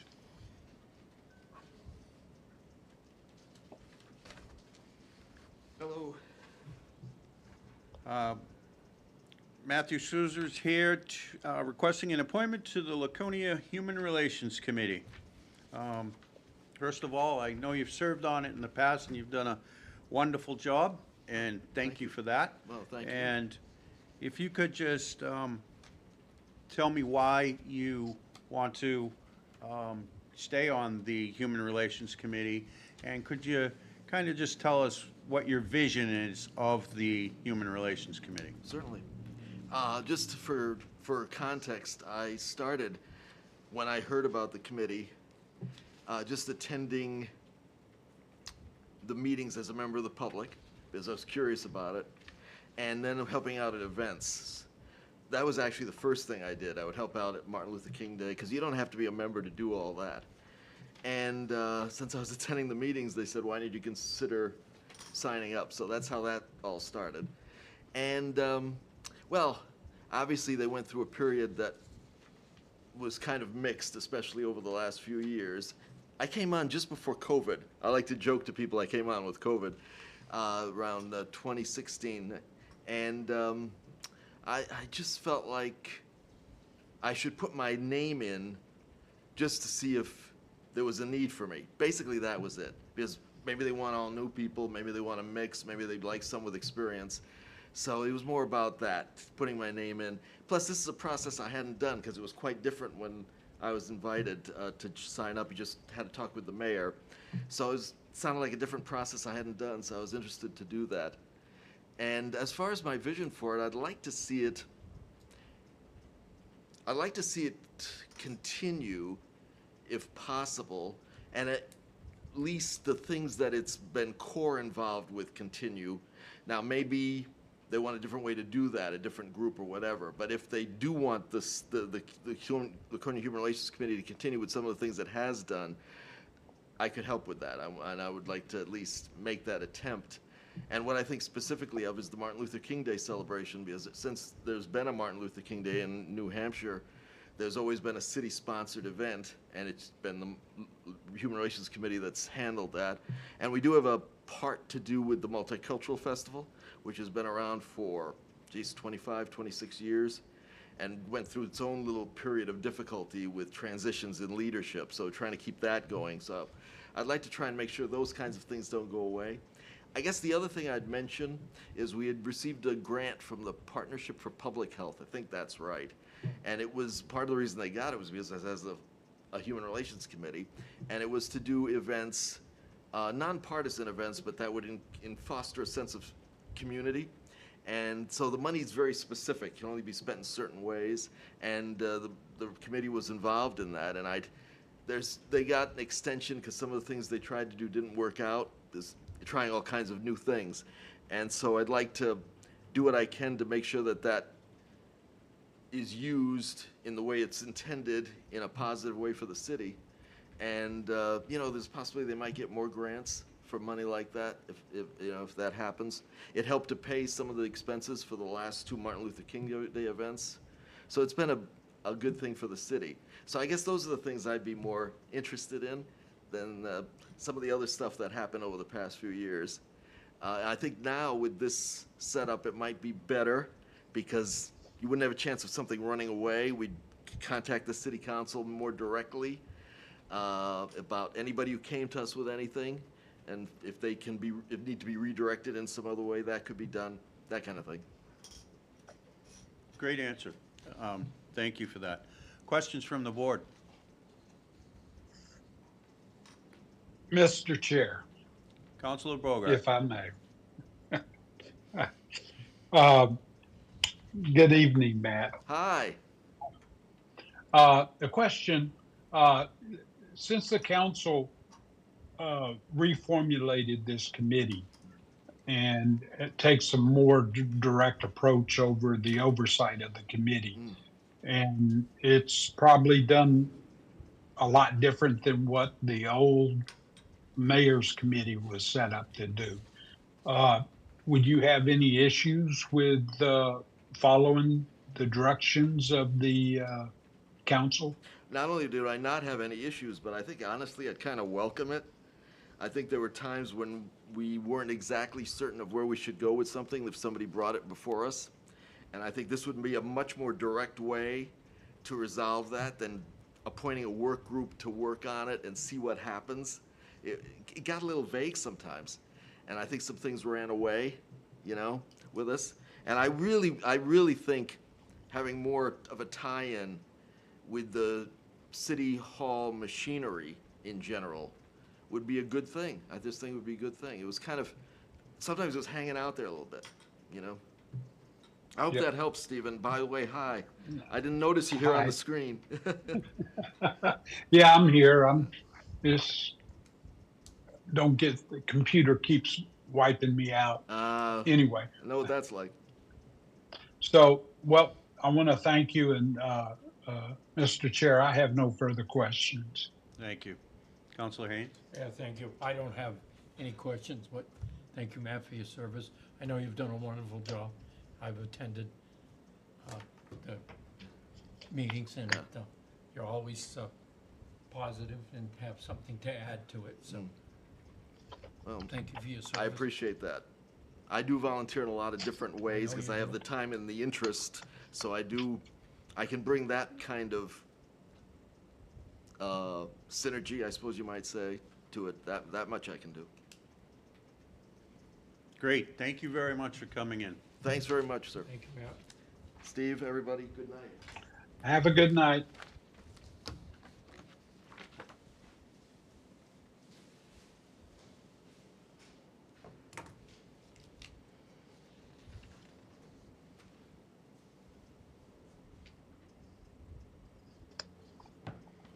What time's Charlie coming in?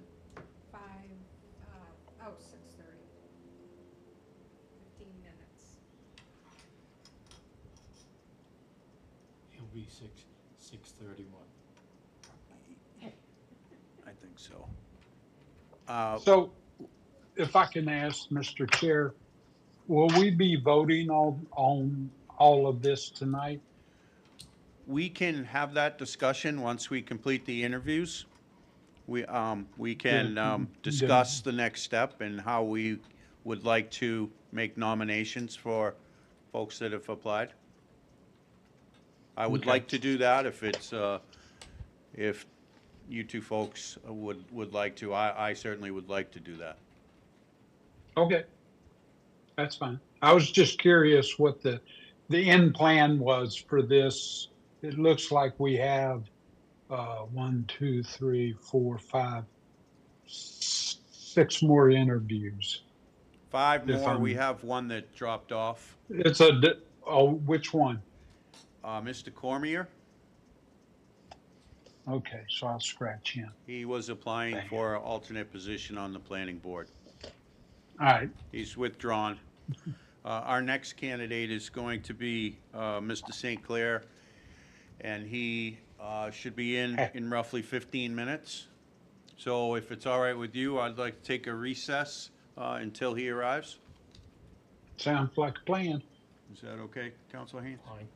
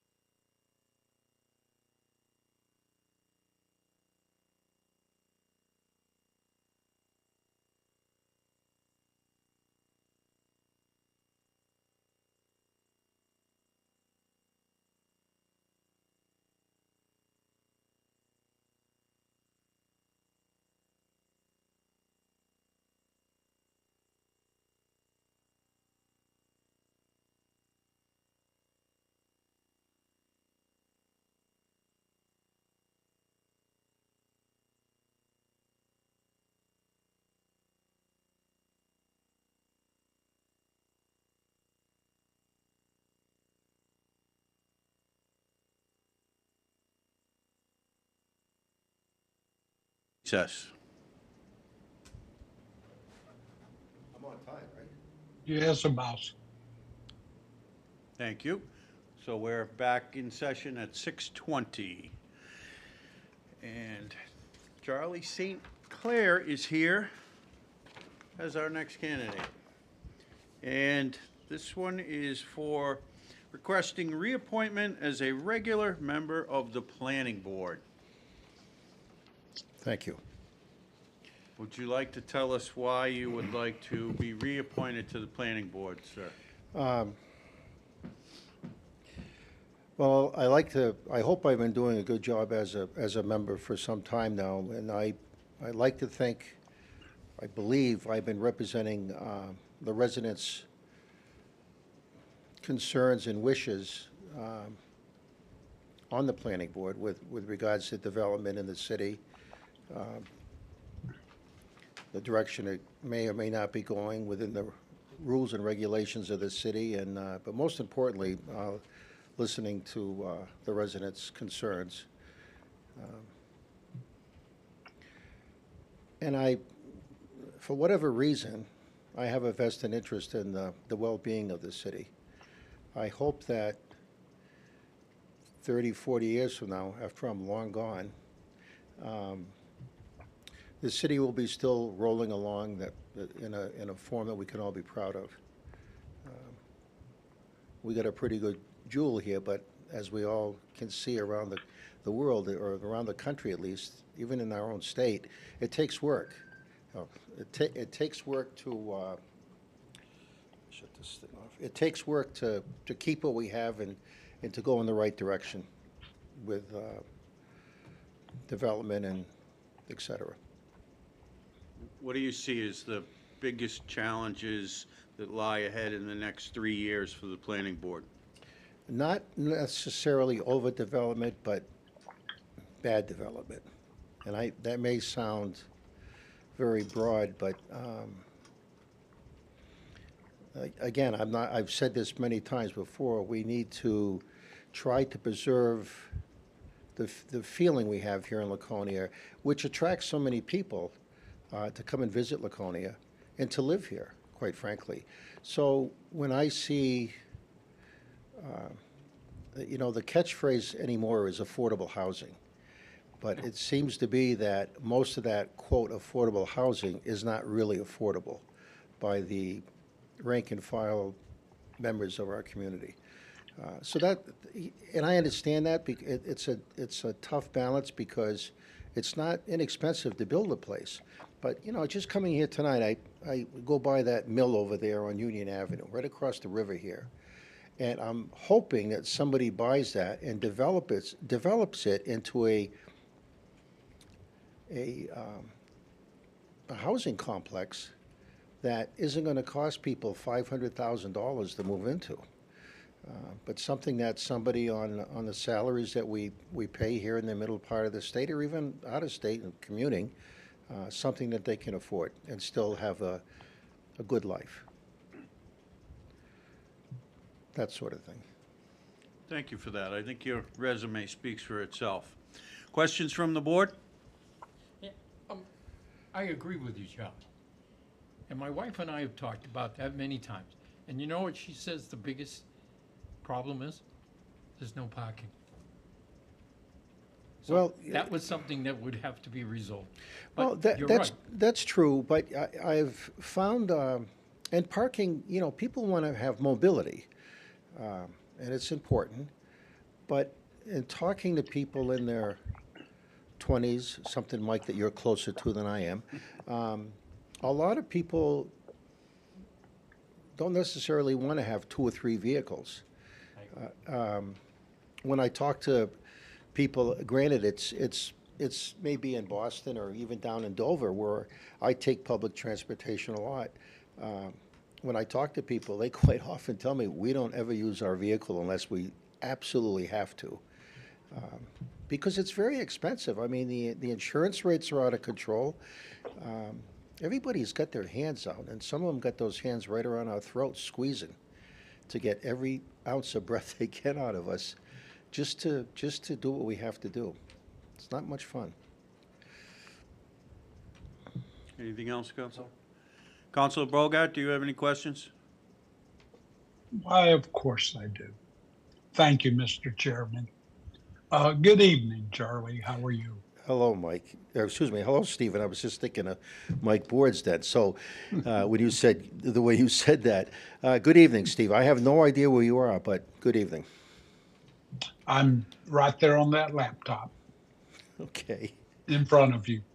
There you are, right there. Good. Hey, the question I have is and it's related to the parking. In more dense cities and stuff that have public transportation, the lack of parking spaces, to me, doesn't seem to be an issue. But when you live in an area that every place you want to go, you 90% of where you want to go, you need a car to get there. That's true. So, and that leads to back to parking. And some of these places where, and I have to say, and I'm going to be the first to admit it, the state got it wrong when they said one parking space per unit, because two people are going to have two cars. They're going to work somewhere. Yep. And I appreciate, and I've rode the train with you. So you do access public transportation, but you have to admit yourself, you have to drive your van to Dover to get the public transportation. That's right, Steve, and I hope sometime to see it a little more, whether it's a bus or a train or whatever, in our area here. I grew up with Laconia had an actual bus system called Guyer's Bus Service, and I used to take it as a kid up to the Weirs for work, right from downtown Laconia. It left it, I think, at 7:15 in the morning, right off the corner down here by the Colonial. But that being said, the city, I think, has made some inroads with parking, behind the church over here and opening up the City Hall parking lot to overnight parking and stuff. And that's something that, I'm not sure if the planning board's going to be involved in that, but that's certainly something that the city needs to keep working on for satellite parking spaces here. I think the mentality, and it's mainly a local mentality, if they don't park right in front of their destination, then, oh my God, it's the end of the world. So I think that's just something that needs to be. That's true. To be worked on. But I think the city, for the most part, has been doing a fairly good job with the parking. I'd love to see the city take back a few of the spaces that we lost, 10 years ago, maybe longer, even out here on Main Street, where they blocked out some spots saying that they were next to a crosswalk, which seemed to have worked for 50 years before, but all of a sudden it became a problem. But all these little losses here and there of even one spot is something I look to the city council to hopefully remedy. Thank you. Mr. Chair, I have no further questions. Thank you. That would conclude the interview for the planning board piece. And Mr. St. Clair is up, also requesting reappointment as a member of the Historic District Commission.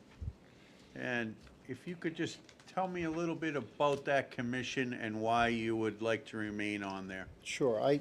I'm extremely disappointed at the Historical District Overlay group there, of which Councilor Haynes was a member representing the city council for a long time. It kind of fell apart. And I think it needs to be put back together quickly. Now, the purpose of that historical district overlay is to preserve some of the historical buildings we have in Laconia. We lost quite a bit, and I've had some people tell me I need to get over it. But you learn from history, you don't forget it, you learn from it. And what we lost here in Laconia during the urban renewal time in the mid to late 60s really decimated Laconia. And to this day, we still feel that with the Main Street out here, the configuration of it and everything, that's all a result of urban renewal. And urban renewal was sold, I call it a bill of goods, mainly by developers that came in. And you can look around the state, that program was offered to all the cities in New Hampshire. And the two cities, well, there were probably more that turned it down. That it's a glaring example of how they still retain their history, is Keene and Concord. They had a chance in both of those cities to, again, decimate a lot of their buildings because people came and said, oh, these buildings are old, we can build up really nice new buildings, everything will be cool, and you're going to get money from the federal government to help pay for it all. Sound familiar? And they bought it, right, hook, line, and sinker here in Laconia, and it was amazing that, of course, the mill over here was targeted to be torn down in that program, and it was only because of a couple business people and with the support of other residents, they were able to save that. So that's what the whole purpose of the historical district overlay is. It's not to, and there's a rumor out there or a misconception that it's to tell people what color paint they can put on their house or building, what kind of doorknobs they can use, what goes on inside the building. My point of view, and several others, has always been just to save the building as a historical building. And then any improvements you make on that building that are not going to alter the outside of it in a terrible way is cool. I mean, that's what we want. So I look at Hathaway House, and I believe, Councilor Borgert, you were here when that building was torn down. But that was a flim-flam that the developer did. He promised the planning department that they were going to not tear that building down, and that's exactly what they did, with no repercussions at all. And that was a historical building. And the Weirs area has some historical buildings. We've got some in downtown that are not, have no protection at all. And again, we're not trying, my feeling is that the committee's goal is not to tell people what they can do with the building as much as it is to save the building. So that would be, the committee gets this stuff together, they give it to the council either approves the districts or does not. And then the district would maintain the preservation of those districts. Not through micromanaging doorknobs and things like that, but just to preserve those buildings and to save what we have here in Laconia. That's pretty much it. I'd like to see it as, also described as a historic corridor, meaning the roads that are real special to Laconia, Pickerel Pond, White Oaks Road, particular White Oaks Road where it's been so a target of developers. And there's several others, Parade Road in areas. And I think it's a very important board, and I would like to see it expanded. And as you said, it really needs to be brought back to life. So I'm glad you're here expressing interest in it, and I hope we can. Well, and I want to remind people, I'm not against development. I'm against bad development, and I'm not saying developers are bad people, but they're not. But the reality is, a lot of them come into Laconia, do their thing, and leave us with what they did, and they're gone. And you kind of look around and go, geez, how'd that happen? And that's not necessarily the best thing for our city. That's just my thought on it. Yes, thank you. Questions from the board? Councilor Boger. No, I should have asked it during the planning question, because it was more of a planning question. You can continue if I you'd like. I can reach back to that. Well, thank you then. Thank you for allowing me to ask the question. I've noticed in a lot of these new developments, I'll name one in particular over on Province Road, 90 units built. And we as a city or the planning board itself did not put a requirement for a recreational area on the site. And then what was allowed was a Walmart swing set, and they called that a good day. And as we move forward, is that kind of what we want to do, is create large areas with no recreational amenity to it? And I was just curious about your thoughts on that. Well, I guess it's a valid concern. I would think that if I was a developer, God forbid, that I would say, you know, I'm trying to get all these maybe people with kids here. I'm going to put one in that's going to say, this is a great place to live, and look at the amenities I have here for your kids. I'm not sure if the city can make that happen, Counselor, but again, a good developer, if they're trying to get families into their development, I would think they would put a little bit of property aside and say, okay, here's gonna be something for the kids, if they're gonna have kids here. Because certainly well, we've got Pearl Street over there. It's a fair walk from Providence Road there, or Providence Street. But I see what you're saying. I'm not sure. I don't know. You know, I've never had that put to me before. I'm not sure if the city Well, the can reason, do that. if I could ask, I think they can, but Okay. what I've seen in other portions of the country, the state, and the southern north portion of the state, when they build these complexes, that they have recreation as part of the amenities. And it seems like when we get north of there, we go to the bare minimals. And a developer's not going to volunteer to do anything that if they're not being asked to do it, because that adds to their bottom line. So I'm not even sure, Counselor, what you could do anymore with that because of liability. I mean, I know that they don't allow jungle gyms anymore. They used to have those right up there on Elm Street, and I don't think they have one anymore, do they? No, but you, if I might, Yes. you hit the nail on the head. I Yeah. have a friend that's a developer, and the liability, you hit the nail on the head. So I think you know, some sandboxes, maybe those little horses you can sit on that are on a spring, and they're kind of low to the ground. Something like that would work. Maybe a slide. I'm kind of surprised they put a Walmart swing out there because I wouldn't think that those are very sturdy.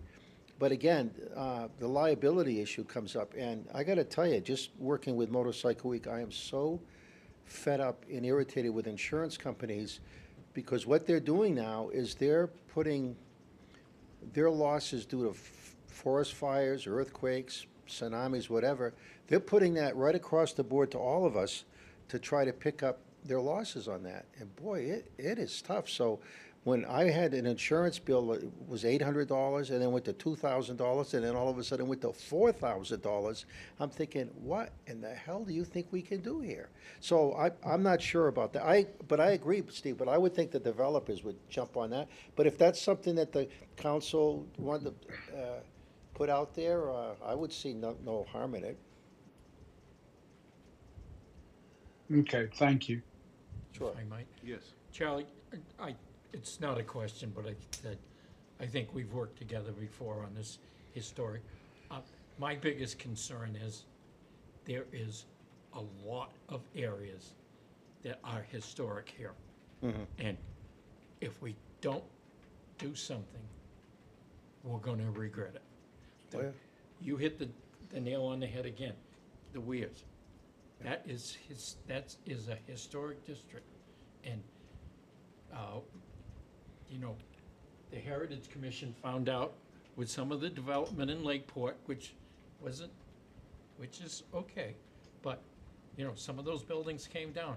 I'll give you a reference. There was a building on Gold Street that was the first resident of Lakeport. He lived there, okay?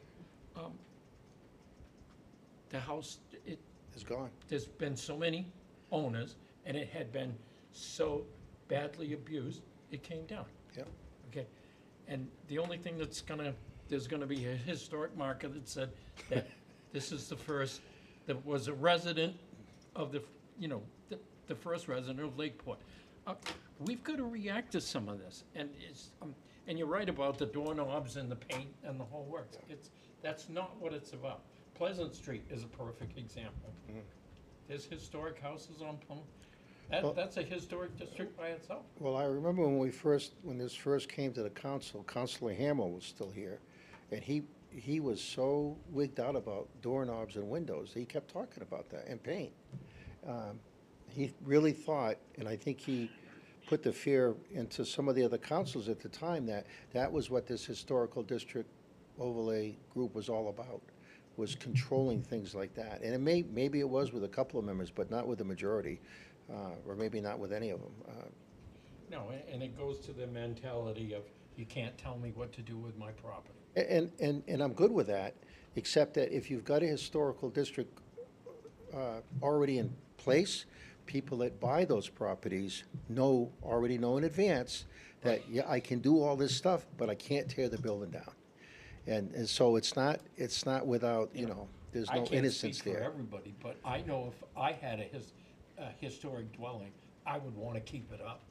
Well, some of the finest developments, and you can look at Portsmouth or other places, some of the finest, and even Boston, some of the finest developments that have been done with older buildings. And even here in Laconia, we have Water Street to look at, what they did with the Car Works factory there.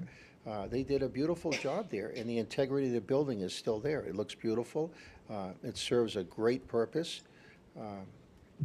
So it's not without precedent that this has already been done in this city. I'm all set, Mr. Chair. Councilor Bogart, are you all set? I'm all good. Thank you very much, Charlie, for coming in. I thank the three of you for allowing me to come in, and of course. Okay, guys, take care. Okay. He's,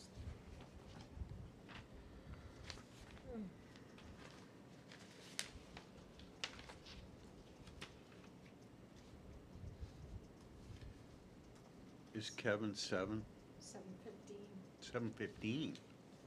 Oh, because we gave We- Charlie a half. Yes, yeah.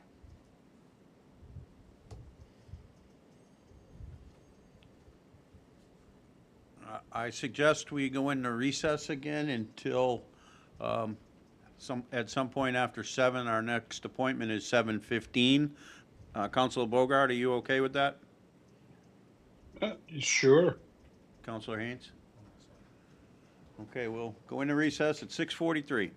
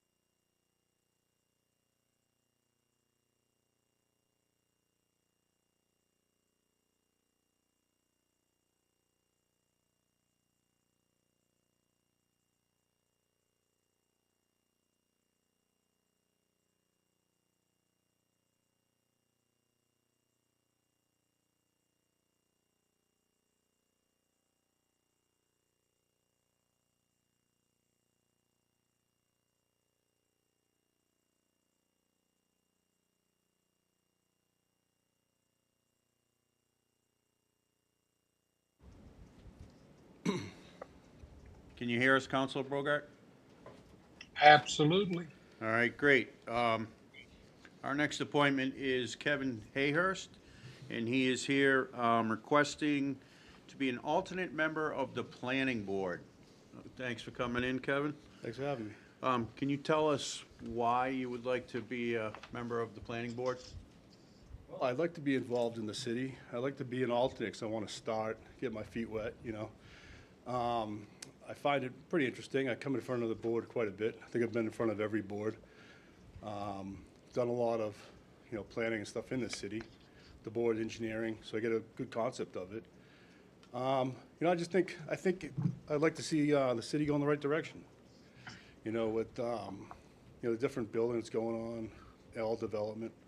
You know, I think it's interesting. What do you see as the challenges ahead in the next couple of years for the Planning Board? I'm not sure how much they do with the state school, but challenges, I think we're gonna watch density. I think, you know, those are big things. I think, you know, development, getting downtown, getting people downtown. I think there's a couple directions that I think the planning board should look at stuff like that. I think, you know, again, I think there's a lot of things that, again, even when I come in front of you guys, you know, I've seen the sidewalk stuff, I've seen the density stuff, like I've seen a lot of the stuff where I think those are the challenges. I think, you know, even the master plan, I've reviewed that quite a bit, you know, so I know, I have a good vision of where I think the city should be going. Okay, so you've attended some of them, or at least one of the master plan meetings or No, I have public not. events? I've watched them. Yep. Okay. I've not attended the meetings. The meetings I've attended mostly have been the planning board, my development in the city. I know you're a very busy guy with stuff. Are you, would you be able to attend planning board meetings on a regular basis? Absolutely, yep. Okay, and you're aware that if appointed as an alternate member, quite frequently you become a voting member the night of the meeting, or you'd be ready to go with that? Looking forward to it, yep. Okay, I know you don't have any problem reading blueprints and all of that. So I'm very well versed in all that. I think, you know, I think I could be a good asset, you know. I think a big thing for me is communication. You know, I'm very, you know, I communicate often and well with the mayor, the old mayor, with city manager, you know. Nancy knows I'm in there quite a bit, you know. I have no problem with all of them, you know. I think communication for me is key, and I think I could be a good asset. Okay. One thing that stuck out on your application was you indicated in a couple of spots you are fluent in 91A. Yep.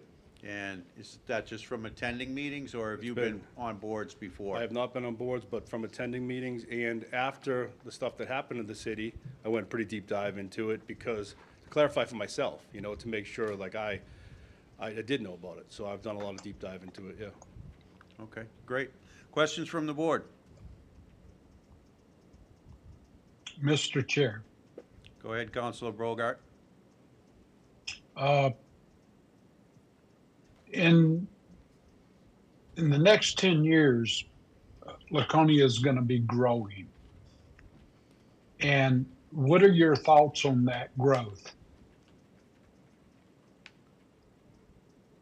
Director, that's me, right? The growth, I think it's, I mean, for me, I'm not a huge fan of the growth and the way it's going with the condos. I guess kind of, if you look at my project itself, I could have took my land and put 200 condos in there. I could have developed a lot of my land that way. And I didn't go that route. I went with something that I could draw people in, have an attraction to the city. None of the stuff I've done, you know, I've had 50 apartments in the city. I think the growth, I think it needs to go more towards the right housing in the right direction. Like I said, I see some of these density things where, again, you prove the 53 units over at High Octane. I think that was high. You know, there's some things for me that I see that I don't. I'd like to have a say on that instead of just letting this city keep growing like that. I'd rather see the downtown grow, see more condos downtown, more shops on the first floors. Those are the kind of things I'd like to see grow instead of just throwing up these condos everywhere. So, follow up, Mr. Chair. Councilor Bogart, go. So I take it you wouldn't have a problem saying no I would not have a problem saying no. And- I think I would do what I think is right. I don't have any allegiance to either side or whatever, any kind of influence in the city. I think I get along with, everybody in the city, so I have no problem. I have no allegiance anywhere where I would try to be swayed any different or do anything different. I would go on what I believe is right. And again, I think one of the easiest thing for me to go off right off the bat is what I see a lot is those density waivers that I don't, I would have no problem saying no to a lot of that. Okay. Thank you. No further questions. You're all set? Yep. Kevin, thank you for coming in. You problem. will hear one way or the other. Sounds good. Thanks for your time. Thank you.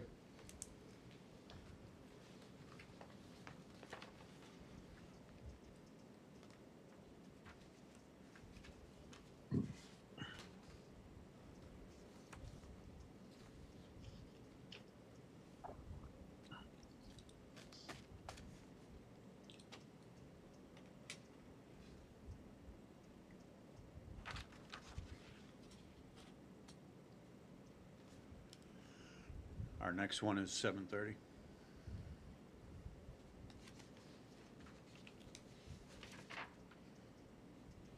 And our last two are both reappointments. Yes, correct.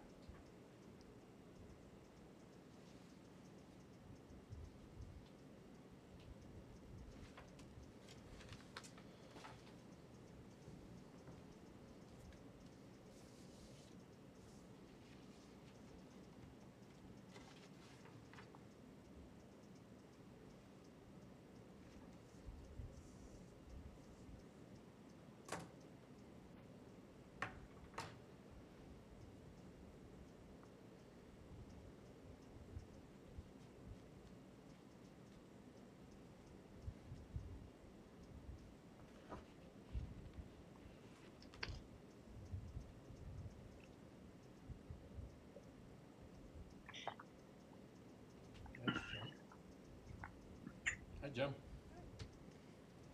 Great. Step right up, please, Jim.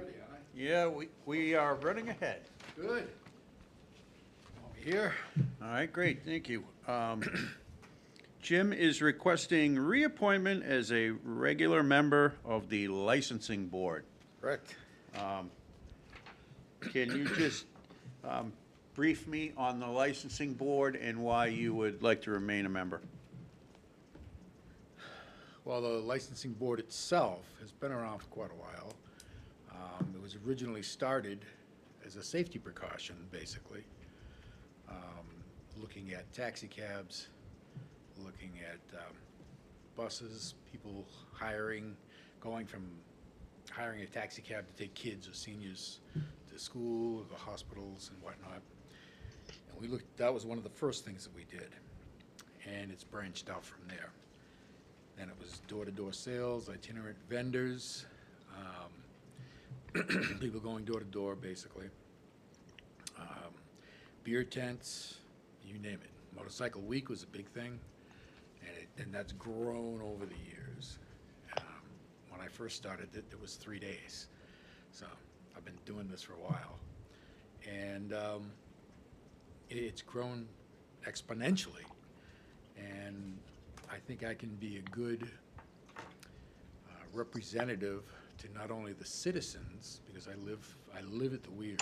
I'm Ward 6, right at the Weirs there. And for 38 years, ran a business downtown, and was very involved in the chamber, the downtown association and whatnot. So I had great contacts in the business area to see what would be good for business and what wouldn't be good for business. So I tried to balance that. And I think I've been able to do that over the years. And I'd like to do another term. Thank you. Questions from the board? I'm all set. That's it. Councilor Mr. Bogart? Chair, I'm all set. Okay. I'm all set. All right, great. Thank you, Jim. You will hear from us soon. Okay, great. Thank you for coming in. Thank you for having me.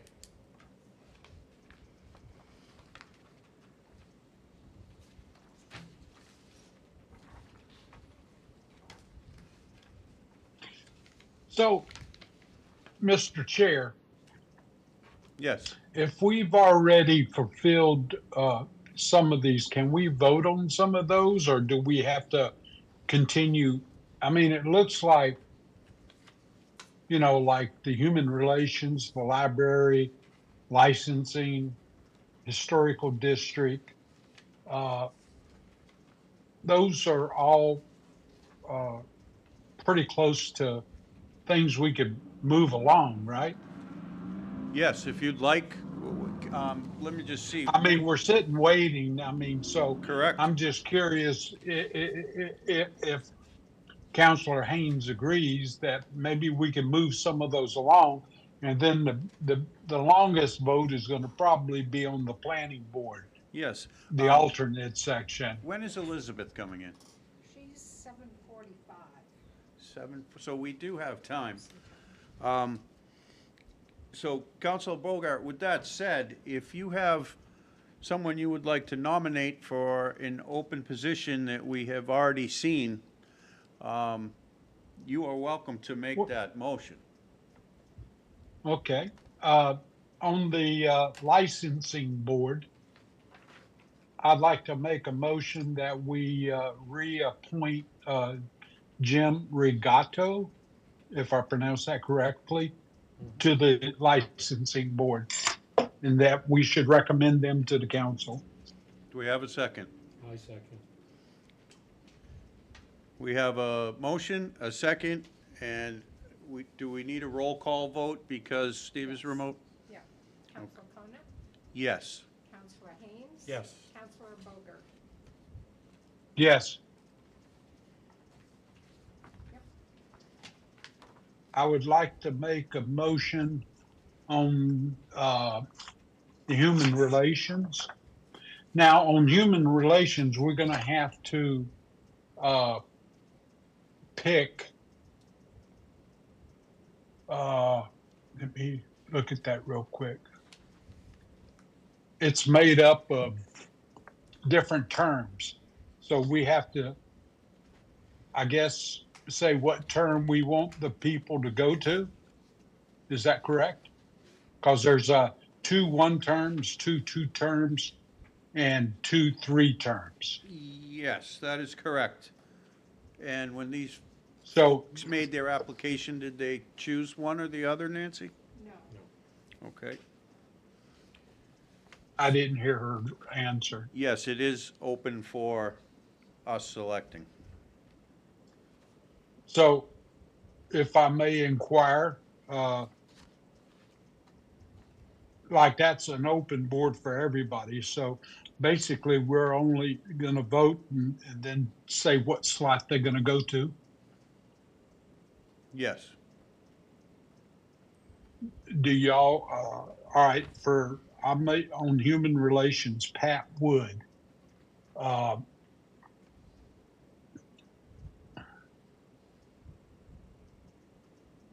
To a 3-year term? That's your motion? Yes. Okay. Do we have a second? I'll second that. We have a first, a second, and we need a roll call vote. Counselor Conant? Yes. Counselor Haynes? Yes. Counselor Bogart? Yes. Now, the second one was Matt. And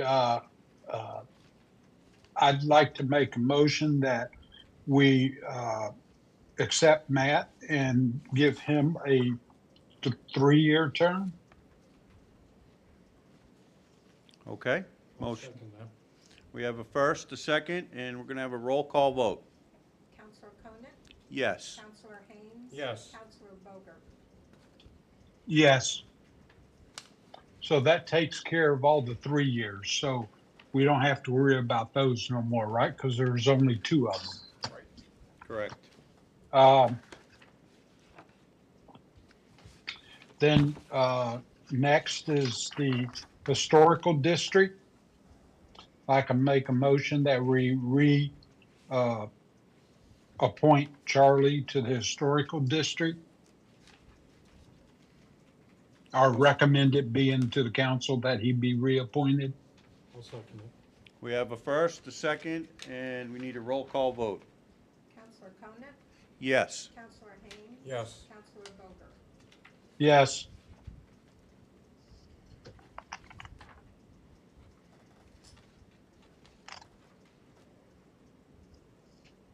And then that leaves the library that has one appointment opening. And I make a motion to reappoint Bruce to the library board of trustees. We have a motion. Do we have a second? I have a question, okay? And I don't know if this is out of order or not, but it says reappointment as an alternate to the, For Bruce? yes, Yes.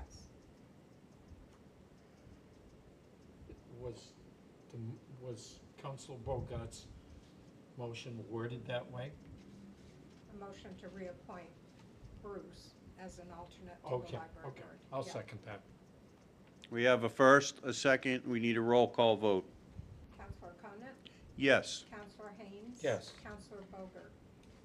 Yes.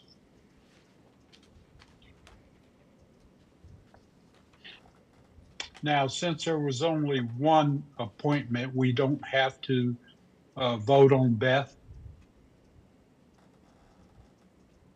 because there's no other position, right? Is that how paperwork there states that the city manager gave you? Well, the city manager says in there that Are you we full vote. now with the reappointing then- Bruce? Let me double check.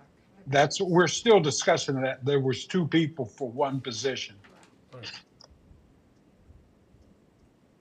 There's only one alternate position available. There is one regular position vacant. Okay, so we have already fulfilled that position, so there is no need to further discuss it for the Beth Newton application. That position's been filled. Okay. So we're good with the library. We're done with that. We're done with the library. We're done with human and licensing and historical. So that just, we've interviewed everybody through planning board.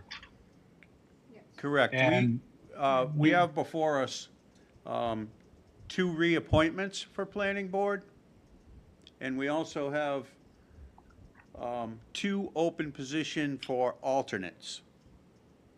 So if Counselor Haynes don't mind, I'll continue. Fine. Okay. Since they're for the members, I'd like to make a motion that we reappoint Dave. I'm not going to pronounce his last name, to his position on the planning board. It's Willett. It's Dave Olet, and he is. Olet, thank Yep, you. he's seeking reappointment. We have a motion on the floor. Is there a second? I'll second. We have a motion and a second. We need a roll call vote. Counselor Conant? Yes. Counselor Haynes? Yes. Counselor Boger? Yes.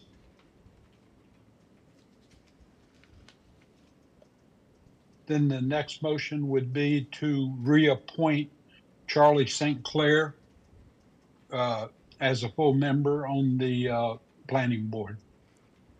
We have a motion on the floor to reappoint Charlie St. Clair as a regular member of the planning board as a 3-year term, and it expires on June of 2029. Do we have a second? I'll second. Seconded by Councilor Haynes. We need a roll call vote. Counselor Conant? Yes. Counselor Haynes? Yes. Counselor Boger? Yes.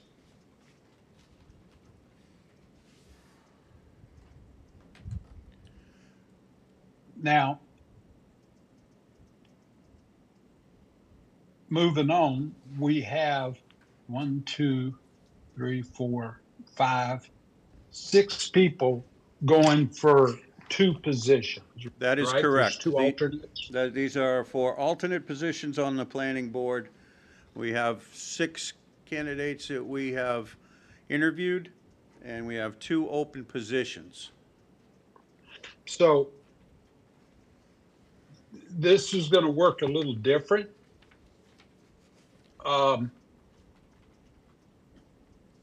We can each, because since there's 6 and only 2, we'll take one position and or we can do both by reading the name and then casting the vote, and then the 2 highest vote getters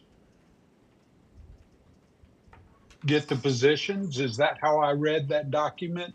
You may clarify that with the city clerk, or I actually clarified this with the city manager prior to this meeting. And if a motion is made and it is seconded, we can vote on it. Once we have filled both positions, we no longer look at any remaining candidates. okay. So with that said, I'm open to suggestions here. Each person to me had their own abilities that they shown and willingness and stuff. They both bring something different to the game as far as knowledge and stuff.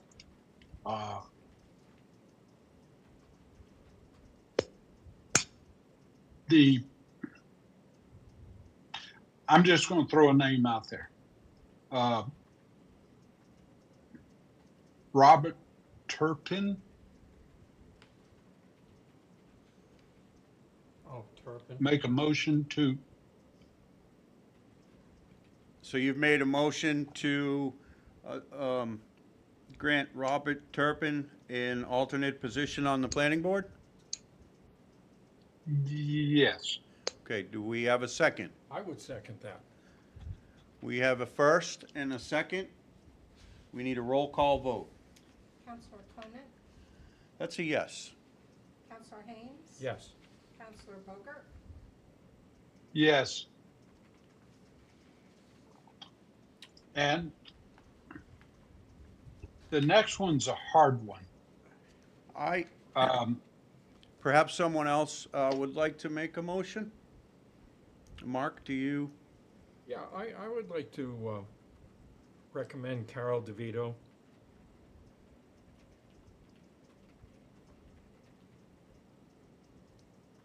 Do we have a second?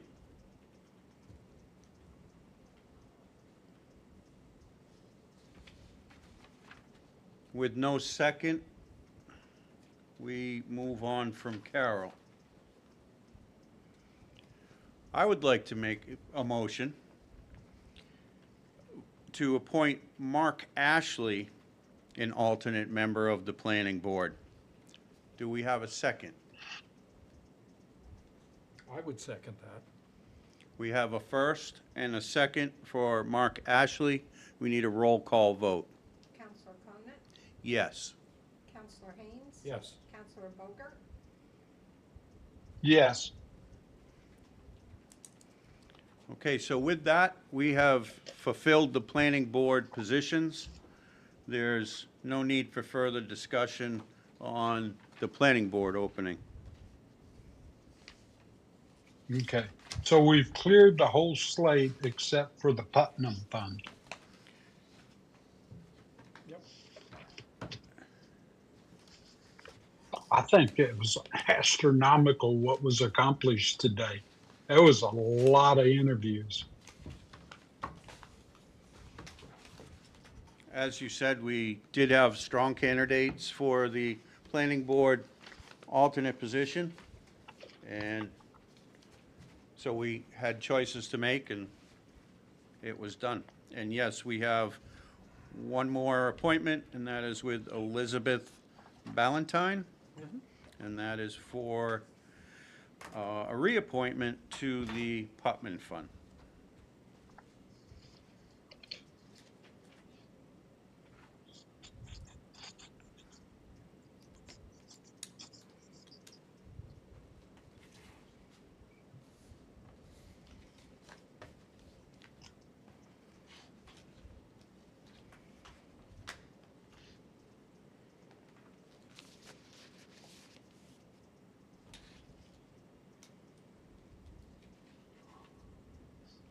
And Mr. Chair, I'd like to thank you for keeping this moving along.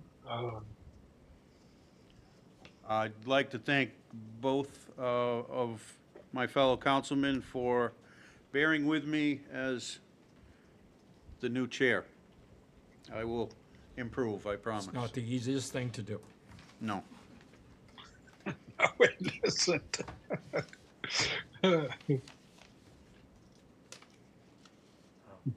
Try being the mayor pro tem when you haven't had too much practice.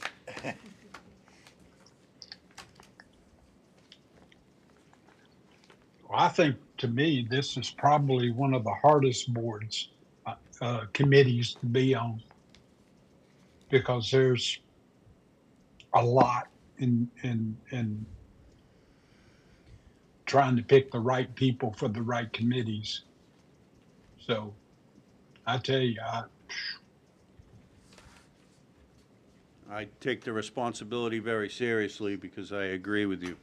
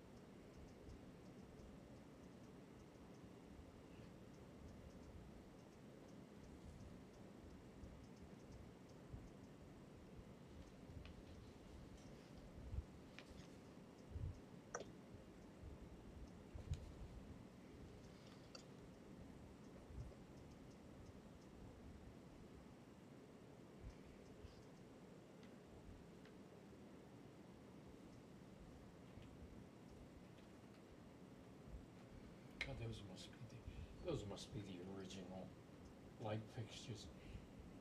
My goodness, those are all.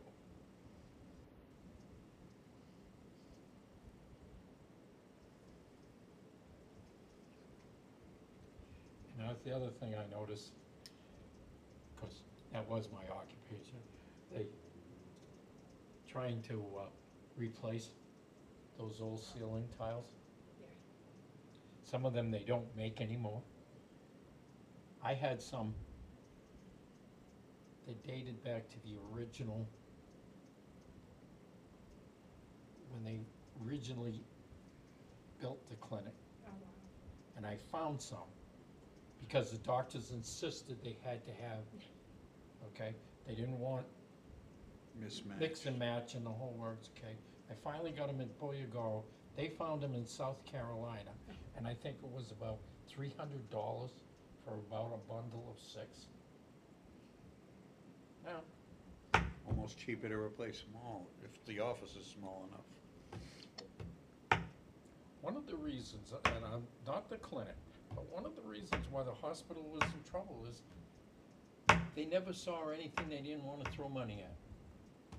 We're still recording. Oh, okay. Sorry. That's okay.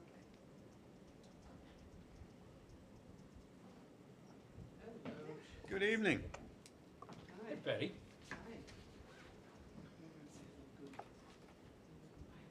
How you doing? I'm just gonna say hi. Good. Nice to see you again. Nice to see you too, Mike. Hi. Nice to meet you.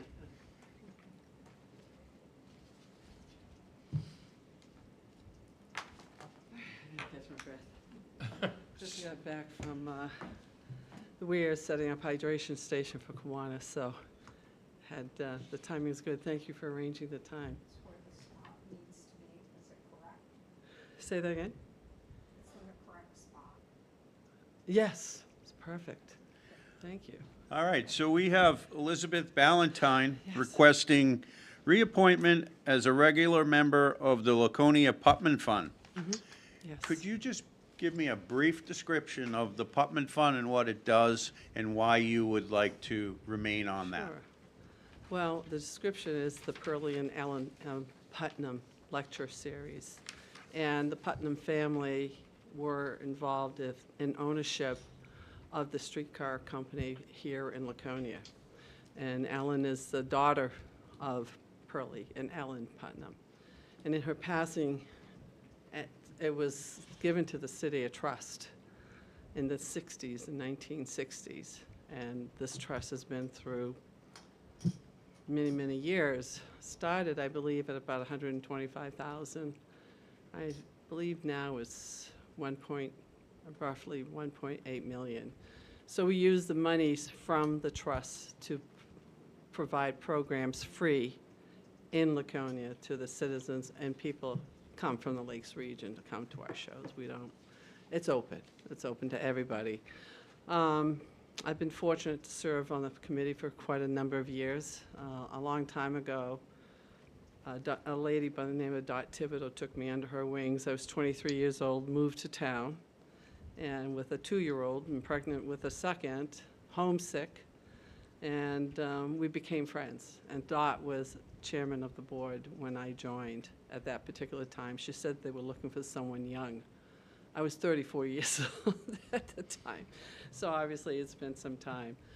So we collectively, there's a group of 5 of us that work together. We all have our expertise that we bring into the programming. And my thing for a number of years has been involved with, I did the minutes for a good number of years, but now that we have a full 5 board, it's being shared, which is a big, big help. And my niche is working with publicity and working with the local newspapers, as well as radio and the contacts that I have over the years. I've done a fair amount of event planning with my employer. Before I retired, I managed a used car department for them, but also did a lot of community events at the same time for Irwin Automotive Group. So I have some experience in putting this together, but it really is a very good working group of 5 people, and they have their own niche as to where their strengths are, and we work together and we collaborate beautifully, respectfully. And I feel like I have another 5 years in me at this particular point, if you'll have me. That's wonderful, and I thank you for your service Oh, you're most welcome. to the city. Questions from the board? Councilor Bogart? I don't have any questions. I feel Okay, thank you. that she Councilor said Haynes? enough. I don't have any questions, but I'd like to Yeah. thank you for your service. You're most welcome. And Putnam Fund is a wonderful thing. What a gift to the city. It's really a beautiful gift, and we are respectful of the budget. We work closely with the Trust of Trustees. Randy's been very good to work and collaborate with, and he's taking good care of business for the city as well, doing his role as the chairman of the Trust of Trustees. I think you've created a variety of programs so that it's reached out to a lot of people. We really are. This time is quite different for this fall. We are doing a Rolling Stone tribute in September, which is not typical of some of the doo-wop in the 60s, 50s things. We have Debbie Conant Hansen, who we had many years ago. She's a hip-hop harpist, very cool, very fun person. And we have a Pink Floyd tribute as well in November, so it's quite different. Last year, we brought a storyteller to all 3 elementary schools. The schools did collaborate with us. We've done that before. We've done New Hampshire Music, where we had people who had brought their instruments, musicians, and talked to the children. So we're still working with the children in the community as well. We've donated money to the Belknap Mill for their programs this summer. We're also collaborated and working with Canal Street with what they're putting together for the crowds for the music, and that's really eclectic group of music, and it's bringing in a younger generation. We just want to educate people about what Putnam is. Most of us who have been here a long time know. Sometimes they think it's an investment firm because it's Putnam.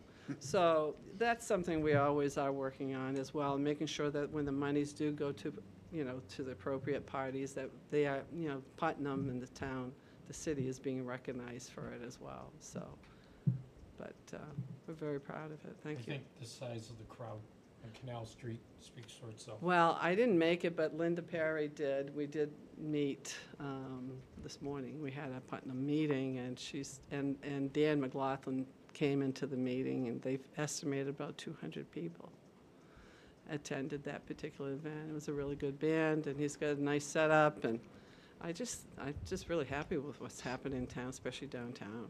One of the things that I heard, which was very positive, that it was family-oriented. And I like that. I found that to be very positive. Yes, right, something to do with the family, cost zero. I mean, think about that, so, especially the way things are right now for a lot of families. Exactly. I agree. Well, gentlemen, I thank you for what you do for the city. That's not an easy job. So, thank you for your service. Thank you for coming in. Okay, you're welcome. Nancy, thank you.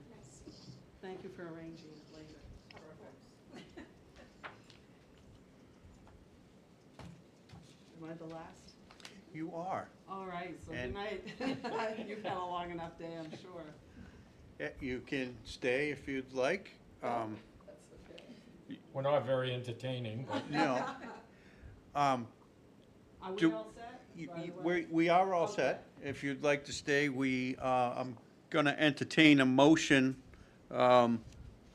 for reappointment of Elizabeth Ballantyne, Betty, as a regular member of the Putnam Fund. Seconded. Was that a motion and a second?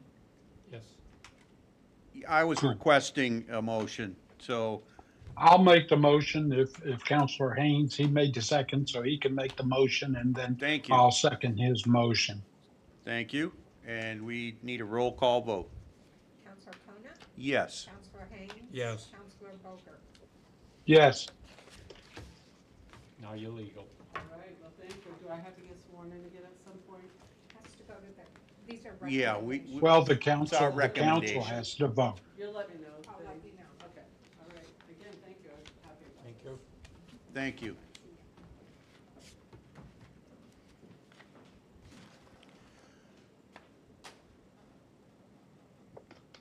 With our business done for the appointments subcommittee meeting, I would like to adjourn at 7:50.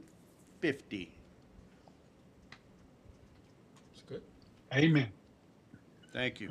Thank you, Councilor Bogart. And thank Oh, you, thank Councilor y'all. Haynes. It was a pleasure working with you guys. All right, so I'm gonna leave now.